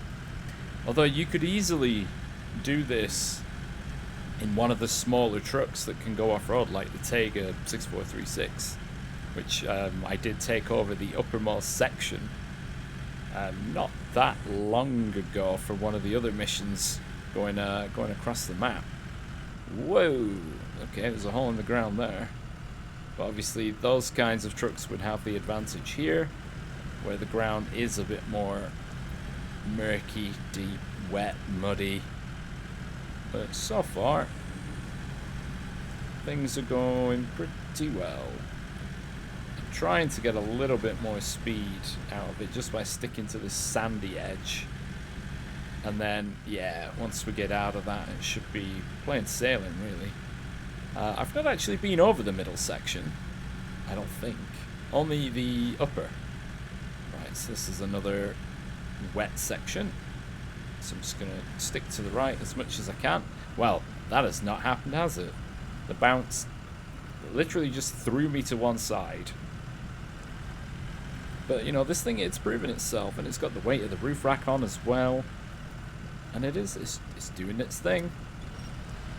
It's just, we are, you know, against the clock somewhat, so I will just use the winch to help myself out there. Right, now it's a bit more of a dry, rocky area where stability is going to be key. Ooh, maybe some of the bigger trucks might struggle here with jutting rocks like that are going to maybe throw you off the cliff. And then more rocks. Only that one bit that would be troublesome, but maybe you've got the clearance just to drive straight over it in a bigger truck.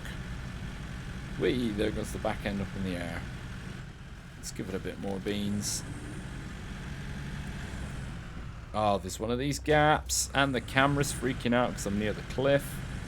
Lots of things combining. Bit of damage, that's fine. They seem to have done away mostly with the, you know, take X amount of damage, or fail, like, you know, you'll fail kind of contest, which is nice because oftentimes some of the damage is completely undeserved. Well, it seems like I've got the pace to actually just auto up the hill. I've got the grip. Yeah. See? This thing is decent. Genuinely is. One of the best scouts released in a long time. Because they're all a bit generic. Right. So we're nearly home free. Oh, through the flag, through the gate. Oh, wow. Okay, so you do want something more capable because well, yeah, I've way exceeded. Ooh. Ow. Yeah, so I was pretty slow through the... Ooh. Through the mud section at the bottom. Oh my god, I got bronze. Damn. Harsh stuff. Right. In search of Ida car. Well now, here we are. The last contest, and I had to wait for nighttime, i.e. I had to change the data in the file so I could actually have nighttime. So, I've decided to use the biggest truck. Kind of forgot that it would also have really good headlights. So yeah, I'll be able to see where I'm going. So let's get... Hang on, I'm going to take the handbrake off. Let's get going. Ah. Not quite. Now. Straight into the high gear. It's a loop around the lake and then a little bit of a snake along the coast. It's, yeah, it's a bit of an odd one. I just hope I'm narrow enough to fit where I need to go. Otherwise, it should be fairly straightforward. And then it will be on to the final contract. Shifting, what is it, like 8 silver? Yeah, I think I'm going to be the right size for this. Oh. Maybe not. Nah, I'd be fine. Because I'm not going to really slow down for any terrain. Not in this thing. Right, now we just got to slide it through this gap. And then over to the right. Is it... I've got it. Oh no. I don't have to turn down there. Right, let's go up here.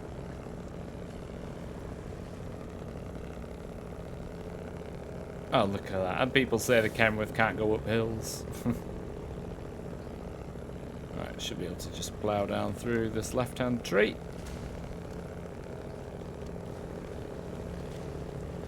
Alright, where is next? Oh, it is it's a bit more of a drive a bit randomly this time around.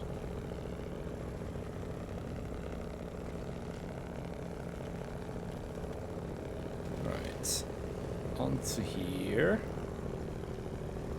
Oh, it's a bit more waterlogged. That's fine though. Now where are we going? Now we go over there.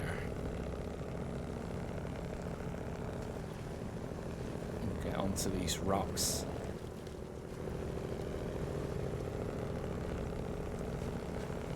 Look at that, clear sky. Up and over. Up, up, up, up, up. Wow, that was close.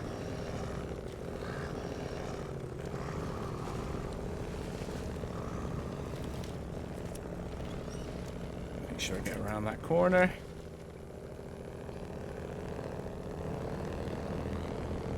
This is definitely the optimal choice. Wink, wink, nudge, nudge. Not really. But you know, we're doing it. Like I should nearly be there by now, actually. Oh, there's a frog. Oh, that here is a bit narrow.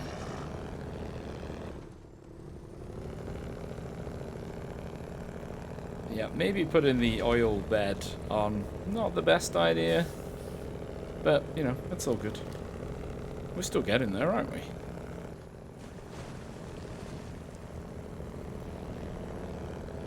Oh. Why have I stopped? That's the problem with nighttime. You can't see. I'm surprised I didn't make it first person as well.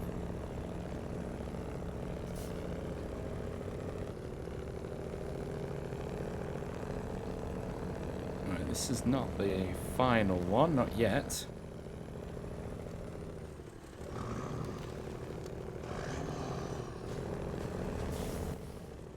Okay, just follow the road. When they're a bit further away, it's harder to tell.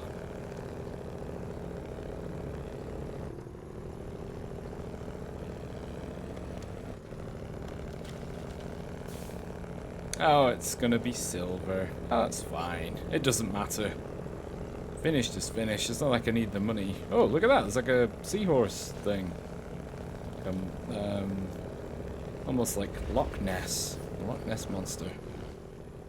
Reach the finish line. Ah! We did it. Right, that's it. Last task coming up.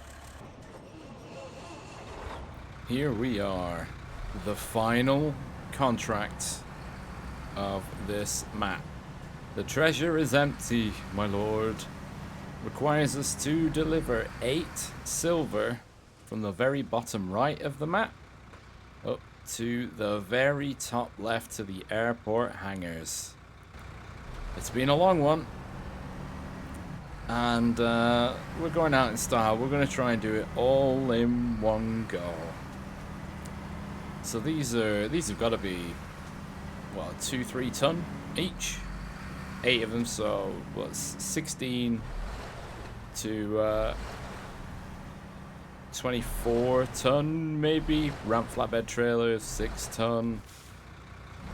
I am packing some weight here. Obviously it's not as much as the slate blocks, but it's still significant, and I've got some pretty ropey material to drive through. But once we're sort of through this first bit, it shouldn't be too difficult overall. It's just where that where the broken conveyor line is. That's where things are gonna be uber slow. Although with enough weight, we might just push through and be all right actually. But we'll see in a minute. Okay, so low plus is it's a bit strong for these conditions.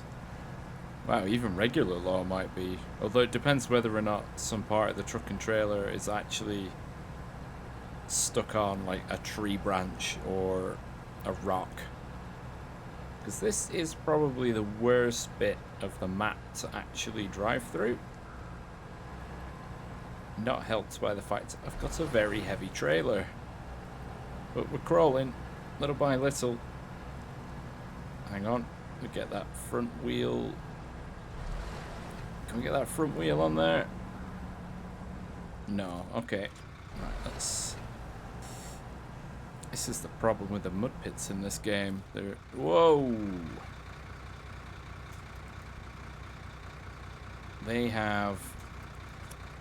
they're just, like, ledges. There we go. Right, we're up onto that. Oh, now I've got a sign stuck in the truck. No doubt that's going to catapult me to Saturn in a second. See, look at how big that jump is. Right, and once that's up, we will reattach.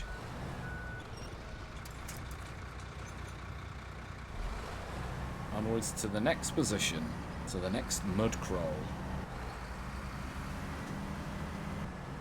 Getting low and slow. Might have to detach so I can actually get out of the pit. Oh no. Kept the momentum. Yeah, it's just climbing up a straight edge. It's rubbish. The last tricky bit for now. One more little off-road section for the meantime. Just to the left here, just to get up past this broken road section.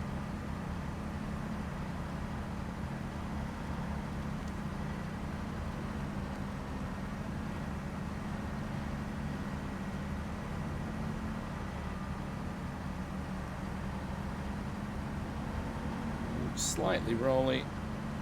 Should be okay overall. Your wheels just fit between the rocks.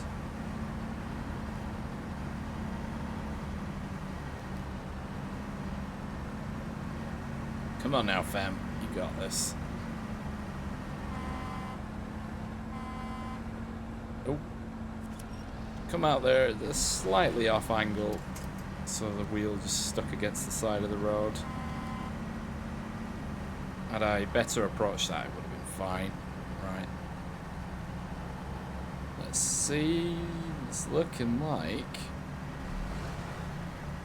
There we go. Distribute the power. Try and get it up into high gear. There we go. Right, that should sustain us all the way up the hill now. And then it's all the way up the left side, some more, a bit more off-roading, and then onto the airfield. Okay, so I've topped myself up with my roof rack fuel. This is it. Hopefully this 200 litres actually gets me to the end. Or else I'm going to have to drive a truck halfway across the map just to put in a trickle more fuel. But hopefully that's not going to be a problem. Here we go, barreling into the next obstacle. Nothing like a bit of high gear action into the mud. Make sure we don't end up clipping the rocks. Trailer's still looking okay. Truck is looking good. Just a bit expensive on the old fuel burn. But it isn't anything we haven't seen before. Whoa, that was a big dip. That can be an issue with the articulated steering. Falls into that area of least resistance, leading to the truck snapping to one side. This is going to need some low gear, seeing as I'm at the bottom of the hill, in high gear going very slowly.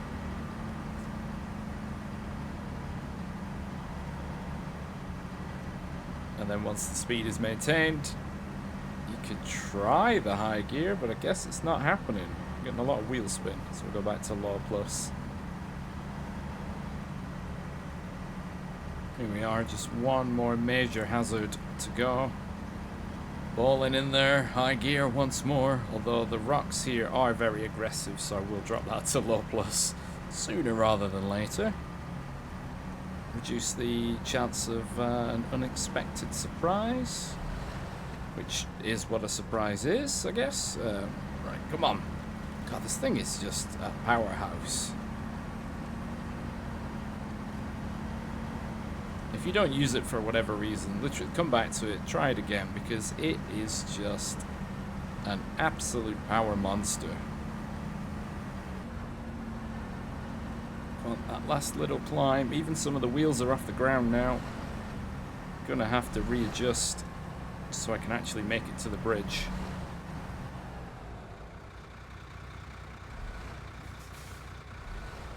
Nice. Very gently, we don't want to tip over the trailer. Just tapping the accelerator.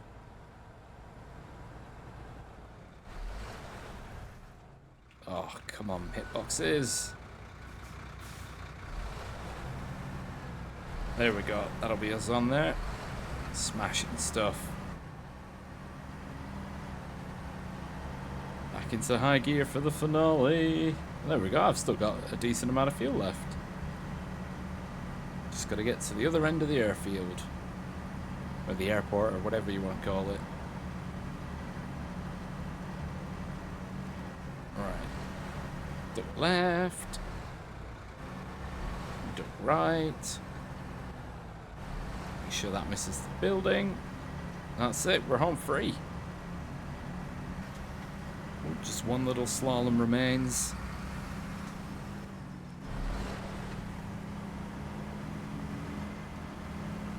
And there we have it. 1, 2, 3, 4, 5, 6, 7, 8. Another 15,900. And there we go. Almaty region is 100% complete. Now, I guess I'll do a bit of a review of it. Now, I've enjoyed this map quite a bit. I know there was a lot of skepticism when it was initially sort of announced, because it's another single map region. The second of its kind. The first one was Tennessee, which was racing themed, and I wasn't particularly fond of it, and I know a lot of other people, players, also really not fond of it. But you can tell with this one that given what is actually packed in here, a lot of effort has gone into putting this map together. You've got 3 big quarries. They're not like the base game ones where you're just going to tip over all the time sometimes. They're 3 enormous quarries, and you can be here overlooking either one of the 3 and not see a lot of the other ends of the map. There's so much packed in and so much detail that I think the devs should really be proud of themselves for what they've done for this. And if they can bring this level of detail and content to a single map for seasons 14 and 15, and hopefully 16, which would be the end of year 4, that they can have, you know, 2 to 4 maps that all have this like level of detail, different routes, like ponds, lakes, you know, quarries, big building, marshalling areas, airfields. They know they can do it, and they've done a really good job of it. So yeah, I say difficulty-wise, it's not that difficult. It's probably on par with like Michigan. So, you know, a bit harder than say like Alaska, but it's, you know, obviously it's no Amur or Kola Peninsula. It's a bit middle ground, slightly on the easy side, but that's fine. You've got plenty of repairs and fuel, but they are just located over here, just like the trailer stores. So sometimes you do have to, you know, trek around a little bit. So this kind of map, it's useful to just leave trucks out and about. Like I put about a third of my trucks away, and you can still see there's 4 there, there's 3 there, there's 1 there. There's still stuff just sitting outside of the garage. So yeah, if you're unsure about it, I'd say go for it. The 2 vehicles they put in, which is the AAC Scout, which is this one. This is a very fun drive. It's very capable. And you'll have all seen the Plaid, which works as a haulage truck or as a very neat crane truck, actually. That fits perfectly. I would recommend. So, that about wraps it up for that. So I want to thank you all very much for watching. If you have watched all the way through in like one go, do let me know down below. Even if you have watched it all through but in multiple sittings, also let me know. And let me know what you want to see in the future. If you want to see my other regions that have been completed, this would be like links on the screen now. So I want to thank you very much, and goodbye.